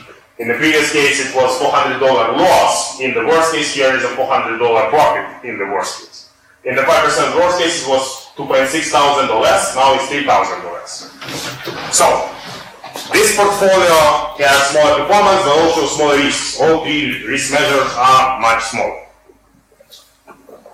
And that's that once. So, and last thing what we do, we want to figure out which portfolio is better. We should be able to compare two portfolios. And what we'll do, we'll select two portfolios. One is 50-50, 50% in stocks, 50 in bonds. Second is 30-70, 30% in stocks, 70% in bonds. We call this portfolio A, call this portfolio B. And now what we will do, in every scenario, we'll compute the value of portfolio A minus the value of portfolio B. 30 years in the future. So if this number is greater than 0, which portfolio is better? A, of course, we select portfolio A. If this number is less than 0, which portfolio is better? B. So now let's plot the distribution of this number. So 0 is here. So you see in the 90% of the cases, we get greater than 0. In 10% of the cases, we get less than 0. So which portfolio would we choose? A, because in 90% of the cases, it's better than portfolio B. You get this difference that we plotted, the distribution of the difference in every scenario is greater than 0. And that's how we are able to compare and select portfolio. And what is the metrics? I mean, based on which metrics we compare the portfolio? We compare those based on the values of the portfolio A after 30 years and portfolio B after 30 years. So first, we model its value, and after we subtract in every scenario value of the portfolio A minus value of portfolio B, and we select the one which is Do we have a histogram of values? We have a because we work with distributions, yeah, you always have a histogram. So, but this is histogram of the difference of the values of two portfolios, So value of A minus value of B. So one histogram minus second histogram. It's not one. So in every, this is the difference in every scenario. In every scenario, you compute the difference and you plot it. We calculated 30 of those, or whatever, 100. Correspond to the number. You calculate 5,000. Every scenario, calculate value of portfolio A minus value of portfolio B in the same scenario. Repeat it 5,000 times and you plot the difference. So in principle, it's also optimization problem, yeah? Because which percentage we should... We can put optimization on the top of this. So here, all what we did, we just modeled our portfolio with the help of the simulations, and we're now able to compare those. But in reality, I think also optimization should be put on, yeah, on top. Yes, because what we were able to do. So we have to just compare two portfolios. But where is how many portfolios are there if we have two assets? 100. Stocks and bonds. 100. Why 100? You got 100% 0, 99, 1% plus. So how many portfolios we can select just having access to two assets? S&P 500 and Treasury bill. One portfolio, two portfolios, no, at least two portfolios because we just compare two portfolios. But how many portfolios we can select if we have access to two assets? Any, so... An infinite number, of course. The weight of each asset is between 0 and 1. How many numbers are between 0 and 1? More than Infinite. So that's why, yes, even with two assets, we can select infinite number of portfolios. Not talking about 3 assets or 100 assets or 1,000 assets. Yes. If we want really to select one optimal portfolio out of infinite, we can do it with optimization. But before optimization, we do this simulation modeling to have data for the optimizer. And that's, yeah, we will do that. So that's pretty much that. And in the Jupyter notebook, we'll get back to optimization as well. So in the Jupyter notebook, we did the same. So in example 2, we generated scenarios for each of the 30 years. So, and we got our distribution. So then the past, in example 3, we added we had to go and get the data for the treasury bill, so which we got from the Federal Reserve using the same data reader. So this is a 3-month treasury bill, the bond of the United States. So we get historical data converted to annual and calculate the historical returns. So those are the returns of the bonds, 8% in the year 1898, and should be very small numbers in the recent years, 2%, 1%, like 0%, and so on. So now we also go and compute the mean return of the bonds, 3% over the last 40 years, and standard deviation 2.5%, and we compute this covariance matrix that we just discussed between the returns of the bonds and the return of the stocks. And after we go and simulate the portfolio of 2 assets with multivariate normal random number generation, where we give to the random number generation this covariance matrix that we compute from historical data, and we also plot the results. And after in example 4, we compare 2 portfolios by subtracting one from another, and that's what we got the difference. So 0 is here. So in 90% of the cases, portfolio A would be better than portfolio B. So the same as in the slides. That also gives us some sort of financial intuition. So let's just talk a bit more about intuition. So what we see here, portfolio where we invest more in stocks is better than the portfolio that we invest more in bonds. Why is that? Higher return. So on what it depends. So remember, time horizon here is 30 years. So this is, again, coincide with investment plans. If you invest for long term, 5 years, 10 years, 30 years, you would put more in stocks and less in bonds. But what happens if you invest for 1 year and you still do the same strategy? What can go wrong? You can get this black swan. Exactly. If the financial crisis happens, in that 1 year, your portfolio can lose a lot. So that's why if you invest for the short horizon, like 1 year, 2 years, you should do the opposite. Invest more in bonds, less in stocks. And you can rerun your exercise for 1, 2, 3 years instead of 30 years and see. So that's coincide with what investment advisors will tell you. They tell you if you invest for long term, hello, Mr. Honorary President.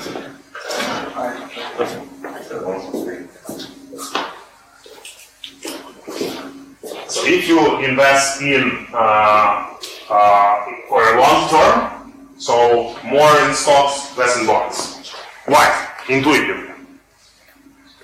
So just because for the whole history of the stock markets, if you take any long-term time horizon, 10 years for instance, this moving window of 10 years, the prices of the stocks at the end of the 10-year horizon were bigger than the price at the beginning, for any 10 years. Even if there is a crisis may last for 1, 2 or 3 years, but not for 10 years. So that's why if you're investing for retirement, like for 30 years, for 20 years, more in stocks, less in bonds. But if you are 1 year prior to the retirement and you need to withdraw money in 1 year, do the opposite, because the crisis may happen during that year, and if you are investing in stocks, you will lose a lot. If you invest in bonds, you will not gain anything, but you will not lose. So, for the short-term horizon, again, we can always compare this to the investment practice, and I'm sure you may have probably more of this during this financial analytics course that you will take. Okay, so that's pretty much it. 2 more examples of simulation modeling. Marketing campaign simulation. This is really practical, that marketing campaigns, sales campaigns, promotion campaigns are modeled using Monte Carlo simulations. So I had some of my students in Canada going and doing that at companies such as Unilever. So Unilever is this Dove soap, Lipton tea, I guess, yeah, all this stuff. But Procter & Gamble, but slightly different. So, how this is done? Again, at the time level, marketing campaign simulation. So what we have, typically, we have data on the probability that each client would buy our product. That may be the result of previous model. In this case, you have 500,000 clients, and we have probability for every client to buy a product. And this is the bar plot of that. Of course, Most of the clients have very small or zero probability to buy the product, but some clients have a non-zero probability to buy that product. Again, this, of course, we may need to know to get from somewhere, typically from a previous model, from a previous marketing model. The goal is which of these customers we should contact, either through phone call or through email or through any other means, through Facebook advertisement, in order to maximize the profit from sale of this product. That's the goal. So now we need to write down the target function. What is the product? So number of sales that we do for this product multiplied by the average income of sale minus the number of contacts multiplied by the average cost of contact. So what we income contact? If somebody, your sales representative, you need to go and call that person, that will cost something. Number of people it need to cost, you subtract it from your income from the sales and you get a profit. Look here. Overly simplistic. So, but that shows you how it goes. Now, you need to estimate your sale income. You know how much your product costs, so if you sell that product, you get $10 or whatever that costs. Now you also need to get your contact costs. You need to know how much it costs to call that client, or to send them an email, or to send them a regular mail, or whatever is the contact. So let's say that this is $2. Again, it can be just a fixed number, it can be distribution, because if you call a client, you may spend 1 minute on the phone or 5 minutes on the phone, and the cost will depend on that, so you may have a distribution, or you may just have a fixed number. In practice, always distribution, but for simplicity, in our case, you'll get a number. So now our goal is to maximize sales, the number of clients that buy the product, and of course, that's equivalent to minimizing the contact in each line. So this is something that's called sales uplift. So if you contact the client, the probability for the client to buy a product will go up. And in this case, estimated by 10%. That's called sales uplift. If you do not contact the client, the probability of that client buying the product doesn't change. If you contact the client, it will go up. In this case, by 10%. Something called sales uplift. Now, we need to make an assumption for our random number generation about the distribution of the probability of sale. Typically uniform. Can be something else. So typically there are best practices which processes in real life are described by these distributions. Like we see return on financial assets. Either normal or log normal distribution. This probability of sale, uniform distribution. Customer arrival time, exponential distribution. So you can read about this, but basically there are best practices. So people research which distribution best describe different events. You don't need to worry about that, you just look it up. And now, basically, probability of sale is uniform. So what we do, we generate a random number from uniform distribution. That number is between 0 and 1. If that number is smaller than the probability of sale for that client would buy the product. If it's in the opposite case, the client would not buy the product. That's all. So we know, for instance, that the probability for client to buy the product is 20%. We generate a random number from uniform distribution. If that number is 0.1, which is less than 0.2, 20% probability, the client will buy the product. If the random number generated is 0.5, it's bigger, the client would not buy the product, bigger than 0.2. Everybody with me? Yeah. That's how we identify whether the client buy or don't buy the product. So use Monte Carlo simulation basically to model whether the client would buy or wouldn't buy the product. And after that, we just put it all together as an algorithm. So what we want? We want to identify which client to contact, yeah? So at the end, we want to know which range of the probabilities to contact, yeah? Should we contact the clients that have the probability between 20% and 80% of buying? Should we contact the clients between the probability of 20% CU and 60%? Should we contact the clients between the probability of 60% and 100% probability of buying? So that's the question that we ask. So what we will do? We select this range, the minimum probability, maximum probability, run our Monte Carlo simulations, calculate the profit. After we select another range, run Monte Carlo simulations, calculate the profit. And choose the range that give us the biggest profit after running the simulations. Yeah? The range of the customers to contact. Everybody with me? Under some conditions.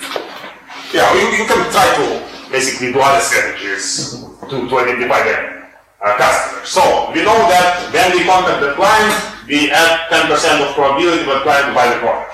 So if the client had 20% probability of buying the product, we contacted the client, we called them, that probability would add 10%, so it would be 40%. Yeah? That's what happens. And we select the range of the probabilities to contact that client. If we select the range between 20% and 80%, every client in this range will be contacted, talked to, and then you add 10% to the probability of that client buying the product.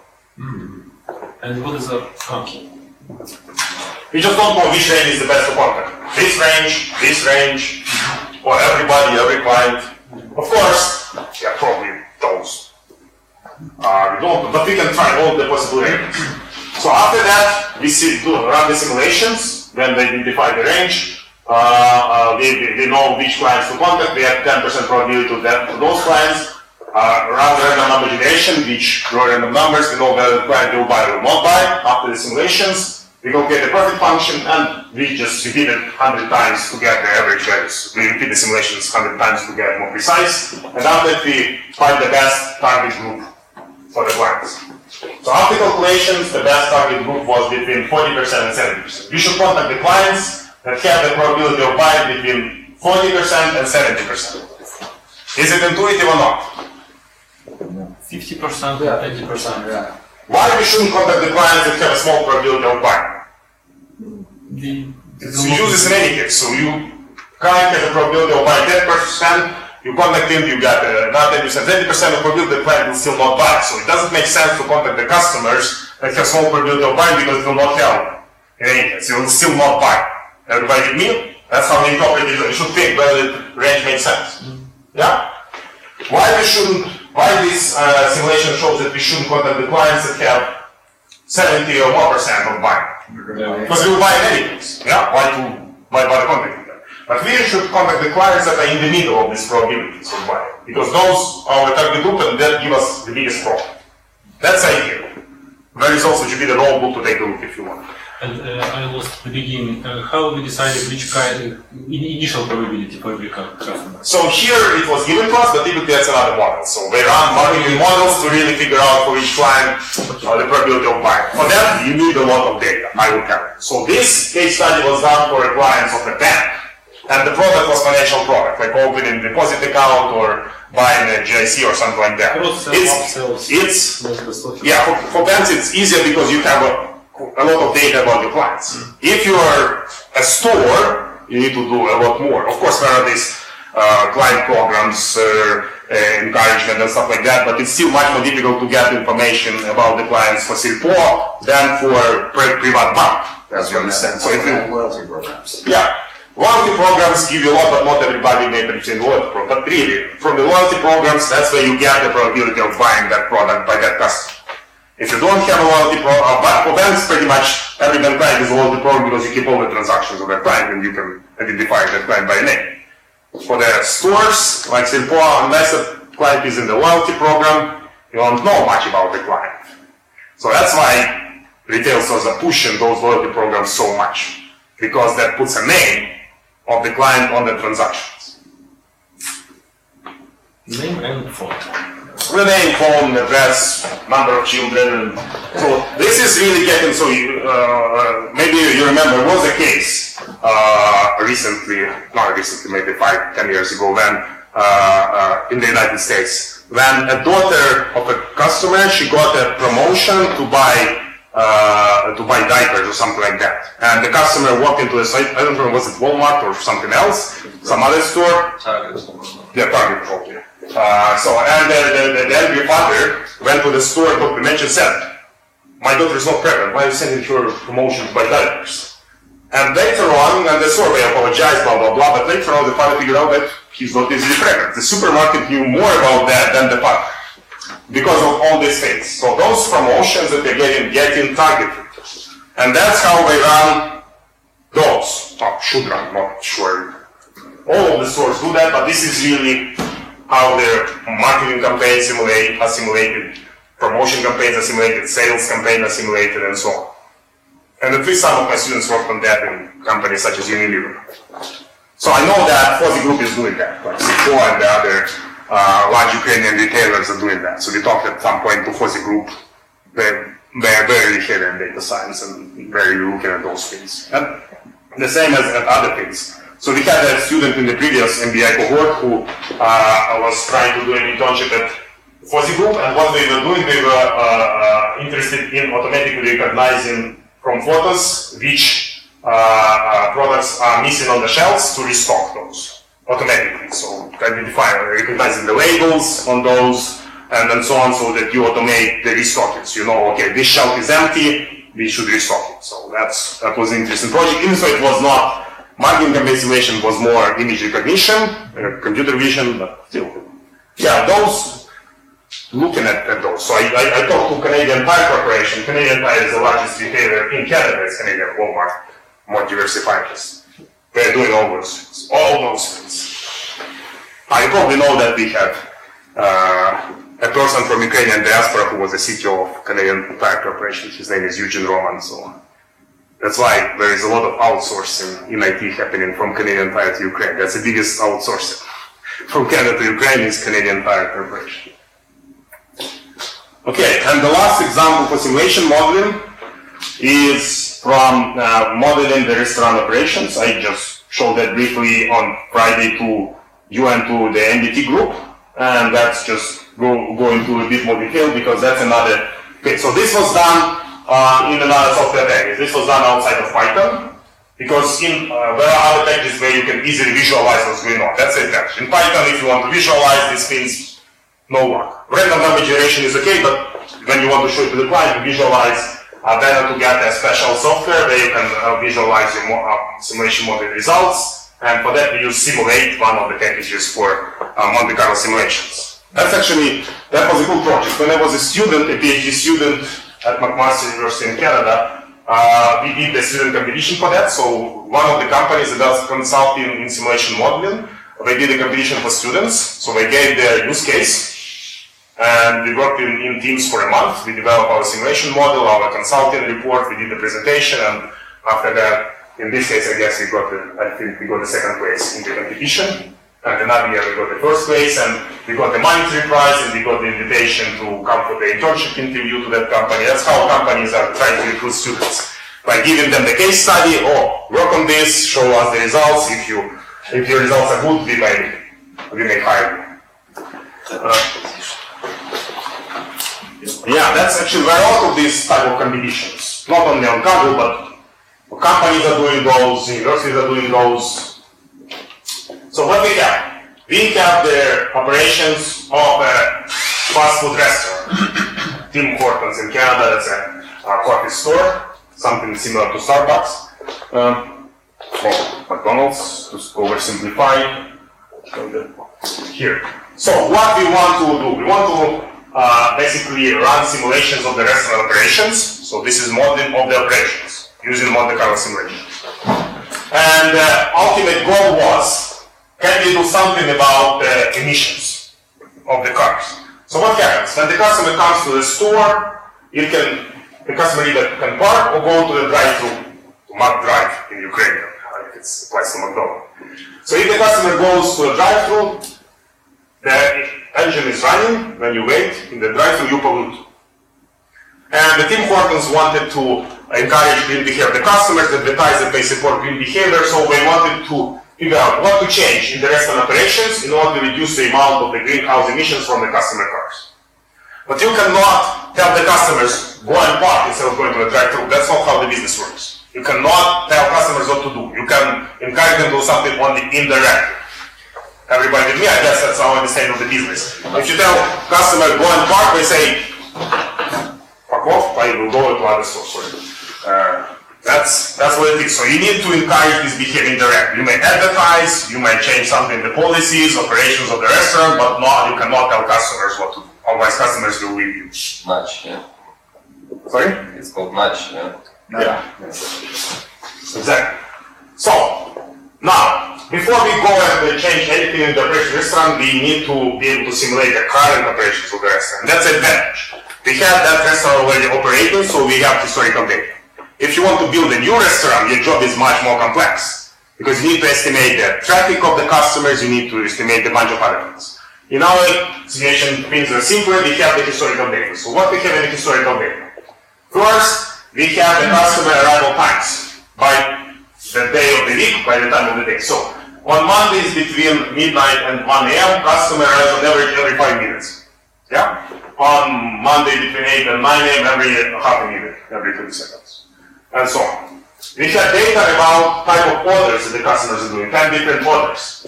Order type 1 coffee, 0 sandwiches, 0 baked goods. Order number 10, 4 coffees, 0 sandwiches, 0 baked goods, and stuff like that. We have the probabilities of getting the order by the time of the day. So order number 2, which is 1 sandwich, no coffee, no baked goods. Probability 5% between midnight and 6 a.m., probability 1% between 6 and 11, probability 10% during the lunchtime, and so on. We have information about the vehicles in which customers arrive and their greenhouse gas emissions for the 3 types of polluters. So 75% of customers arrive in a passenger car, 20% of customers in the light truck, 5% on a motorcycle.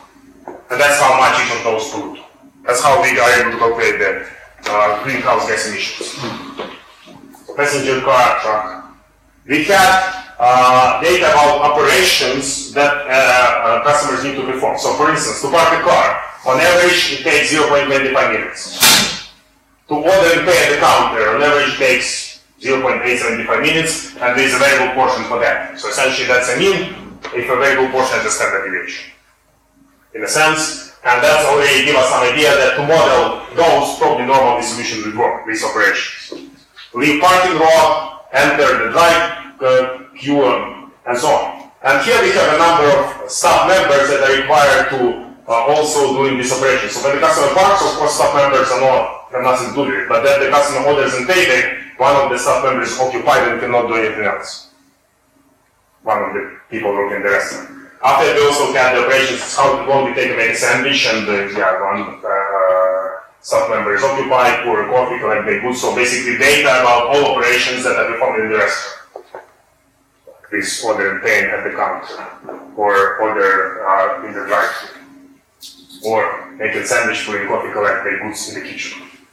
And the last piece of information we had the number of people working in the restaurant. 3 shifts, 8 hours each, and weekday schedule and weekend schedule. So 3 people working on weekdays between midnight and 8 a.m., 5 people working between 8 a.m. and 4 p.m., and so on. So now, we had to run basically simulations of the current system, and the first, what we had to do, we had to select our major random variable which we introduced tomorrow. So now the major variable was the amount of time that the customer spent in the restaurant. We also calculated other additional variables of interest. So basically, let me show you this. So this was our main variable, random variable for tomorrow. Time that the customer spent in the restaurant. And that's the result of the distribution that we got. So most of the customers spend less than 3 minutes in the restaurant, but some customers spend a long time in the restaurant. Everybody with me? So again, we still work with random variables, and potentially there is more than one. And it's still a function of another random variables, which we'll need to put together. So first, we model the operation of the current restaurant, and we confirm that really it coincides with the historical data. So we are okay in our model. After that, we started thinking, what can we do in the operations of the current restaurant in order to reduce the amount of the greenhouse gas emissions? And there are essentially only 2 ways. Customers should be indirectly encouraged to park their cars and enter the restaurant instead of going to the drive-thru, one, or the drive-thru customer should be served as fast as possible. There are only 2 ways to reduce the greenhouse gas emissions that we were able to identify. After that, we identify a number of alternatives. Again, another thing, we need to calculate another number, which is called another random variable of interest, which is called the customer satisfaction level. So what customer is a satisfied customer? And we identify that if the customer spends less than 12 minutes in the restaurant, it's satisfied. If more than 12 minutes, unsatisfied customer. And if the customer comes in and he or she cannot enter the parking lot or drive-thru, for more than a minute, that customer leaves and is unsatisfied customer. That's how we calculate customer satisfaction level. Yeah, we also, when we run the simulations, we look at other random variables, number of cars in the drive-thru, number of cars on the parking lot, and we see some periods of the day that the parking lot is full, stuff like that. And after we went and evaluated what we can change in the policies of the restaurant in order to decrease the amount of the greenhouse gas emissions. And we identified the following possible policy changes. Limit drive-thru to coffee and baked goods. If you want a sandwich, you should go and park. If you want just coffee and baked goods, yeah, it's served in a drive-thru. And the question was, should we do it or not? So basically, we should evaluate two situations. Should we introduce this policy to limit the drive-thru to coffee and baked goods or not? Two possible choices. Another policy change, should introduce the pool of space in the drive-thru for large orders. If you order a lot, maybe we should put a separate space that where you park your car by waiting for the large order to be delivered and not hold other cars. Should we do it or not? So it's two alternatives, 2 by 2 is 4. Should we have 2 or 3 service windows that drive-thru? Again, 2 alternatives, 4 by 2 is already 8. What we should do with customer prioritization? Prioritize inside customers, outside customers, or equal. Outside means drive-thru, inside means those at the park, or equal. 3 choices, 3 alternatives, 8 by 3 is 24, and different parking lot and drive-thru capacities. So 24 multiplied by 3 is 72 alternatives. 3 different layouts. So 72 alternatives that we evaluated, so we ran our simulations with all the changes 72 times, and we plotted average, instead of distribution, we plotted the means of the distributions for the emissions and for the customer satisfaction level. So here is our current situation when we don't do any of these changes. So amount of emissions 60 kilograms per week, customer satisfaction level is 97.9% or something like that. And after each dot represents one of the 72 alternatives. Yeah? So where we would like to be? In which part of this visualization? Left top. Left top. So small amount of emissions, large customer satisfaction level. So we would like to be somewhere here. So this is the possible set of alternatives we should choose. We shouldn't choose anywhere there. That's just not efficient. So we can basically remove all other alternatives except for this and this. This is some sort of efficient frontier, but discrete. Because there are no points here, but there are points there and there on the sides of the frontier. And we ended up choosing, after all this, we ended up choosing this, this layout. Limit the drive-thru to coffee and baked orders, yes. Pool of space, no.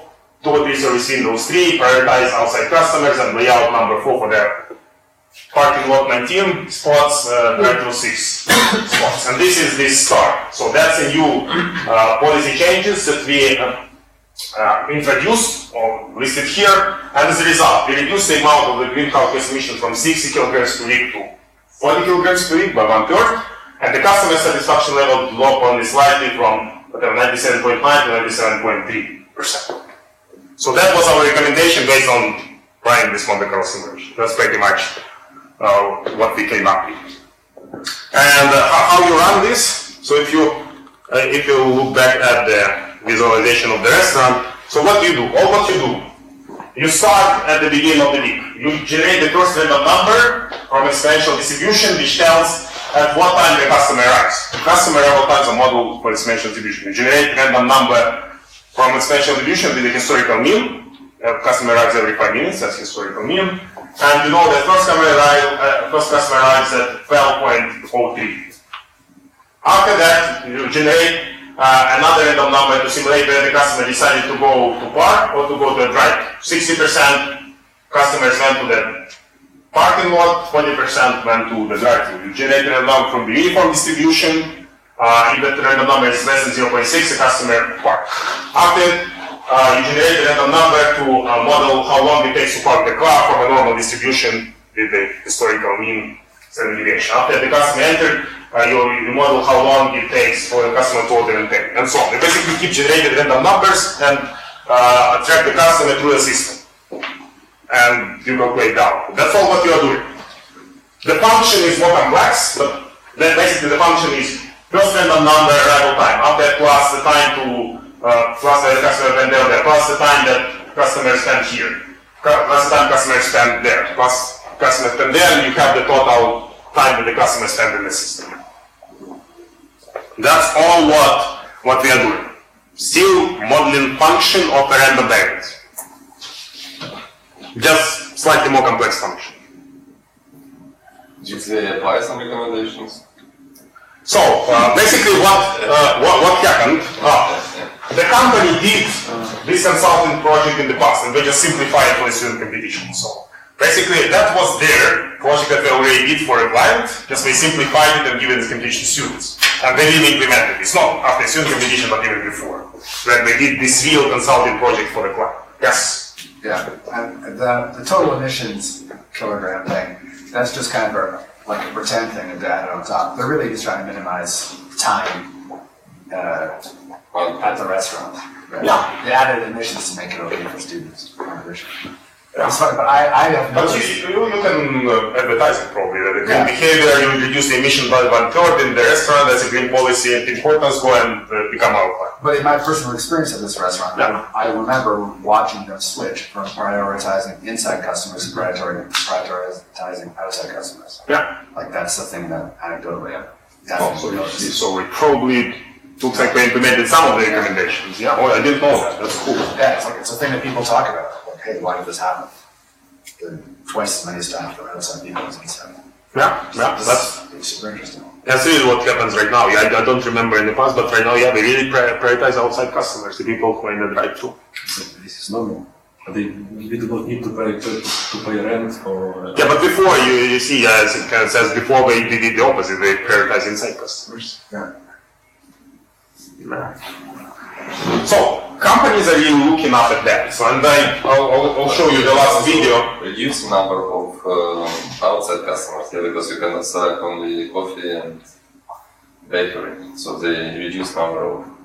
But they didn't restrict the you can buy anything on the outside. Okay, they didn't apply this rule. Okay. Recommendation. No, but I think not necessarily all sandwiches are available in the drive-thru or all sandwiches are available in the drive-thru. It's okay. No, I think that what they do actually is that I think you can order anything, but the menu that they present to you in the drive-thru is a subsection of the menu. So you can order stuff that's not in front of you, but the things that they list for you is a smaller set for sure. Yeah, so that's very limit type of orders that you can do in the drive-thru. Yeah, so they nudge you towards certain things. So if you definitely know what you want, yes, then go fast. But if you're thinking, then go to the parking and spend time. And actually, personally, I now prefer to go and park instead. But this is, in principle, such things they by intuition, by practice, yes, they make sense. Yeah, the escalation. Yeah. I think it depends on the complexity of the system. But you need to put the numbers on that. You need really to justify it to your boss. Or but before people also did optimization without mathematics, yes, or by empirical, yeah. But I think that the intuition optimizations, they probably overweight like emotional factors. Like I think that like they decreased customer satisfaction, and I feel that with my experience of this particular restaurant, like inside customers are definitely kind of not satisfied. Like people actually talk about, like, hey, what the hell happened? So if you by intuition you like, oh, I don't want to make people less happy, but this kind of proves yes, you make more money with certain category of people less happy, and I think that goes against normal business intuition to like upset people on purpose. To actually design a new process that you know will make people unhappy. But they didn't make more money. I don't know. I think that it depends. So they may have made more money in terms of Maybe more customers. So. yeah, I think the recast casting is like a pretend. They were looking to increase flow through. Yeah. I would say like the problem that Tim Hortons has is a capacity problem. It's a restaurant where like a non-trivial amount of people will come up to the restaurant, see how many people are there, and turn away. Like they're over capacity. I would say. This is a nice legend, yeah. Yeah. For students. Yeah. Yeah. It's another example of like things that go against intuition is people say they don't want to get marketing emails from companies, and they're upset about them. But actually, the more you give them, the more they'll actually buy. So there's like a level of upsetness. So the threshold is to try and keep people happy by the number of marketing emails, and they realize that they should lower the threshold of happiness to just above the threshold that makes them stop getting emails. Because more emails makes people unhappy, but gets more money out of them. So that needed to kind of be proven to people. It's good to have people like just barely tolerating it.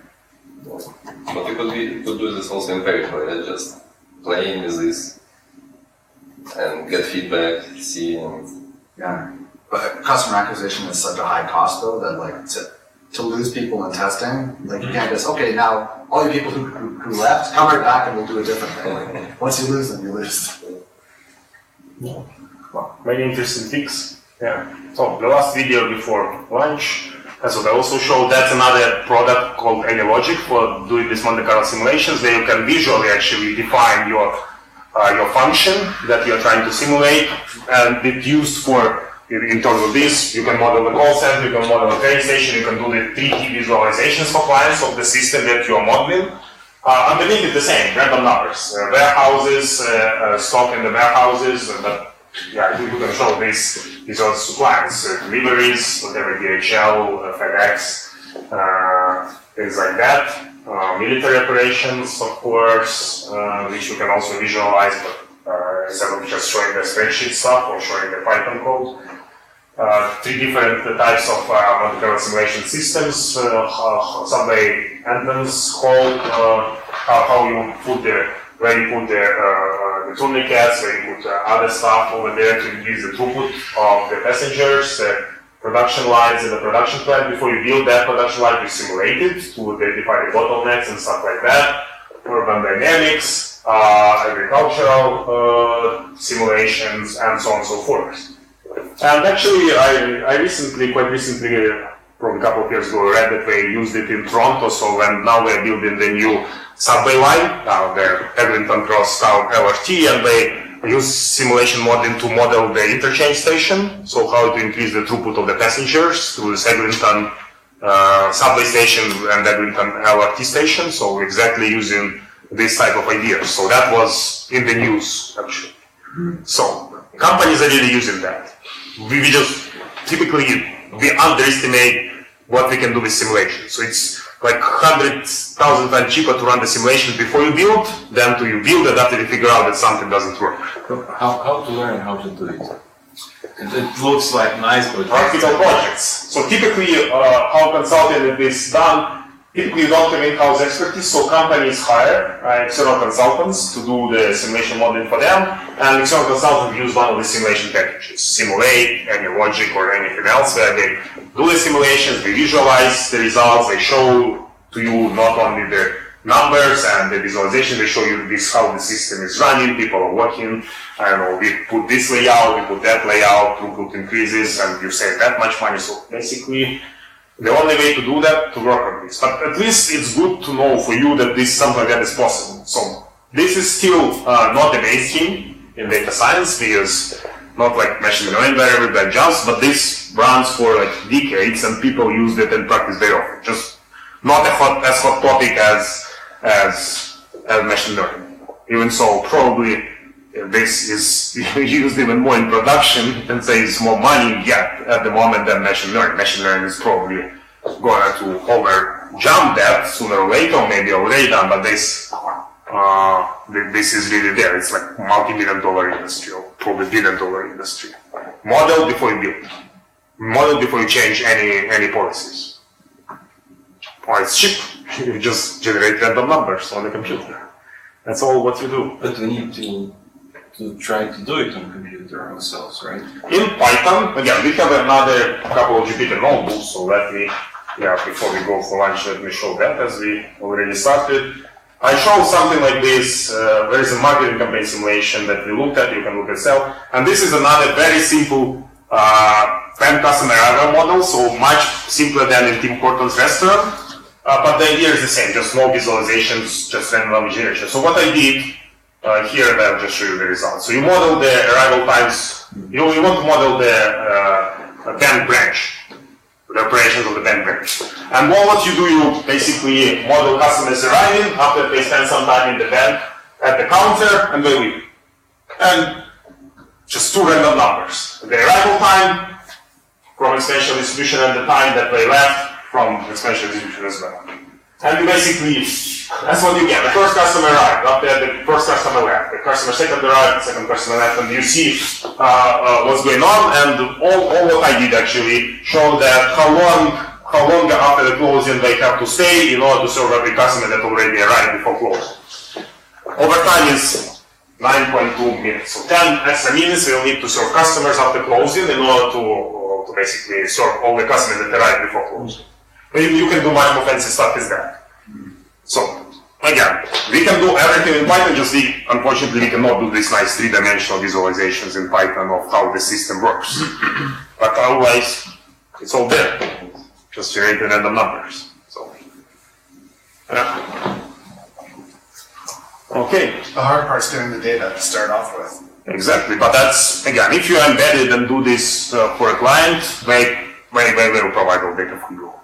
Well, they have no choice. If we want the model to be correct, you just maybe will do it. It takes time. If you embed it on the client side, you need to basically shake them to get the data, but eventually we do it because we know that that's in their benefit. Okay, cool. So we covered this, and the remaining 3 lectures today after lunch will be advanced machine learning. So let's do the hardcore stuff after lunch. In this program, do we have a course on collecting data on how that works and what's happening? So I don't mean what you're teaching. How you shape that? In this year, like what are the? We don't have a separate course on that, so it's spread among the course. You have the data management course where we talks about that. We have this course where we talk about that. We will talk about that in the other courses like computer vision and deep learning, natural language processing. But it will be more like how you collect data from natural text if it's an NLP course, how you collect data from the images if it's computer vision course. Yeah. Unfortunately, we do not have a separate course on data preparation, data cleaning, because it depends on the context. Second, you need to know algorithms in order to understand how you should prepare your data. No, but I mean preparing, I mean like actually getting in the first place. Like what are the methods for just collecting arrival and departure times of people in a bank? You know, like what, practically speaking, what do people do to do this? Practically, if people don't punch in and punch out, so... you have transactional data typically in the system one way or the other in many cases. If you do not have that in the system, you introduce a process to collect the data, starting from, you have cameras and you can just try to automatically count how many people arrive, or basically, you need to develop a process to collect the data if you do not have the data. Now, most of businesses have some data. I think we have this course for digital transformation also. Good. I'd be curious as what the range of options. You have the course on collecting data from surveys, survey design. You have the data customer analytics course, stuff like that. So that's going to be partially about that. But it's mostly how you do market research, how you really design surveys, especially the surveys to collect that data. So it's at least part of that process. But if you have any recommendations about that, that's what your course project is about. Which design or redesign courses for this program based on data analytics. That's what we'll discuss after lunch, your course project as well. That's what you can research with data analytics. What to change in your program, in the courses or curriculum of the courses. Yeah, like for all this stuff with my own business, things I'm thinking I could do, for me the problem is like, okay, well, how do I get this data? Where does it come from? Transactions. You see, most small and medium businesses collect transactions in at least 2 ways, through a transactional system and through the payment system. Yeah. And to me, that's what you have. I have entry point data, I don't have exit point data. I don't know how they stay and when they leave. So how do they collect that? That's what I'm trying to think. Video camera, that's what Maxim did from the previous call. In the gym. So just put in a door, just they open with a certificate, the door, and when they go out, they also need to put the ticket to get out. Yeah. In my gym, it is like this. You have a bracelet, so you go in, you put it clicks, then it allows you to come in. If you go out, you leave the gym. Cancel. Yeah, just you have a bottleneck, so you need to put the count on the bottleneck.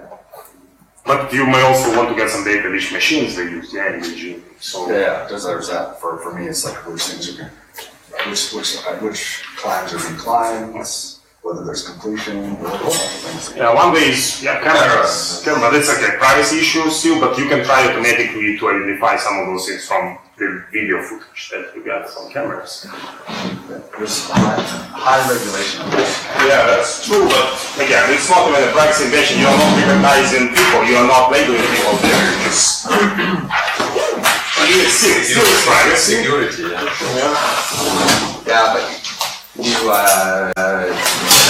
have permission based on use, not based on technology. So if you have it for security, you can't use it for other things.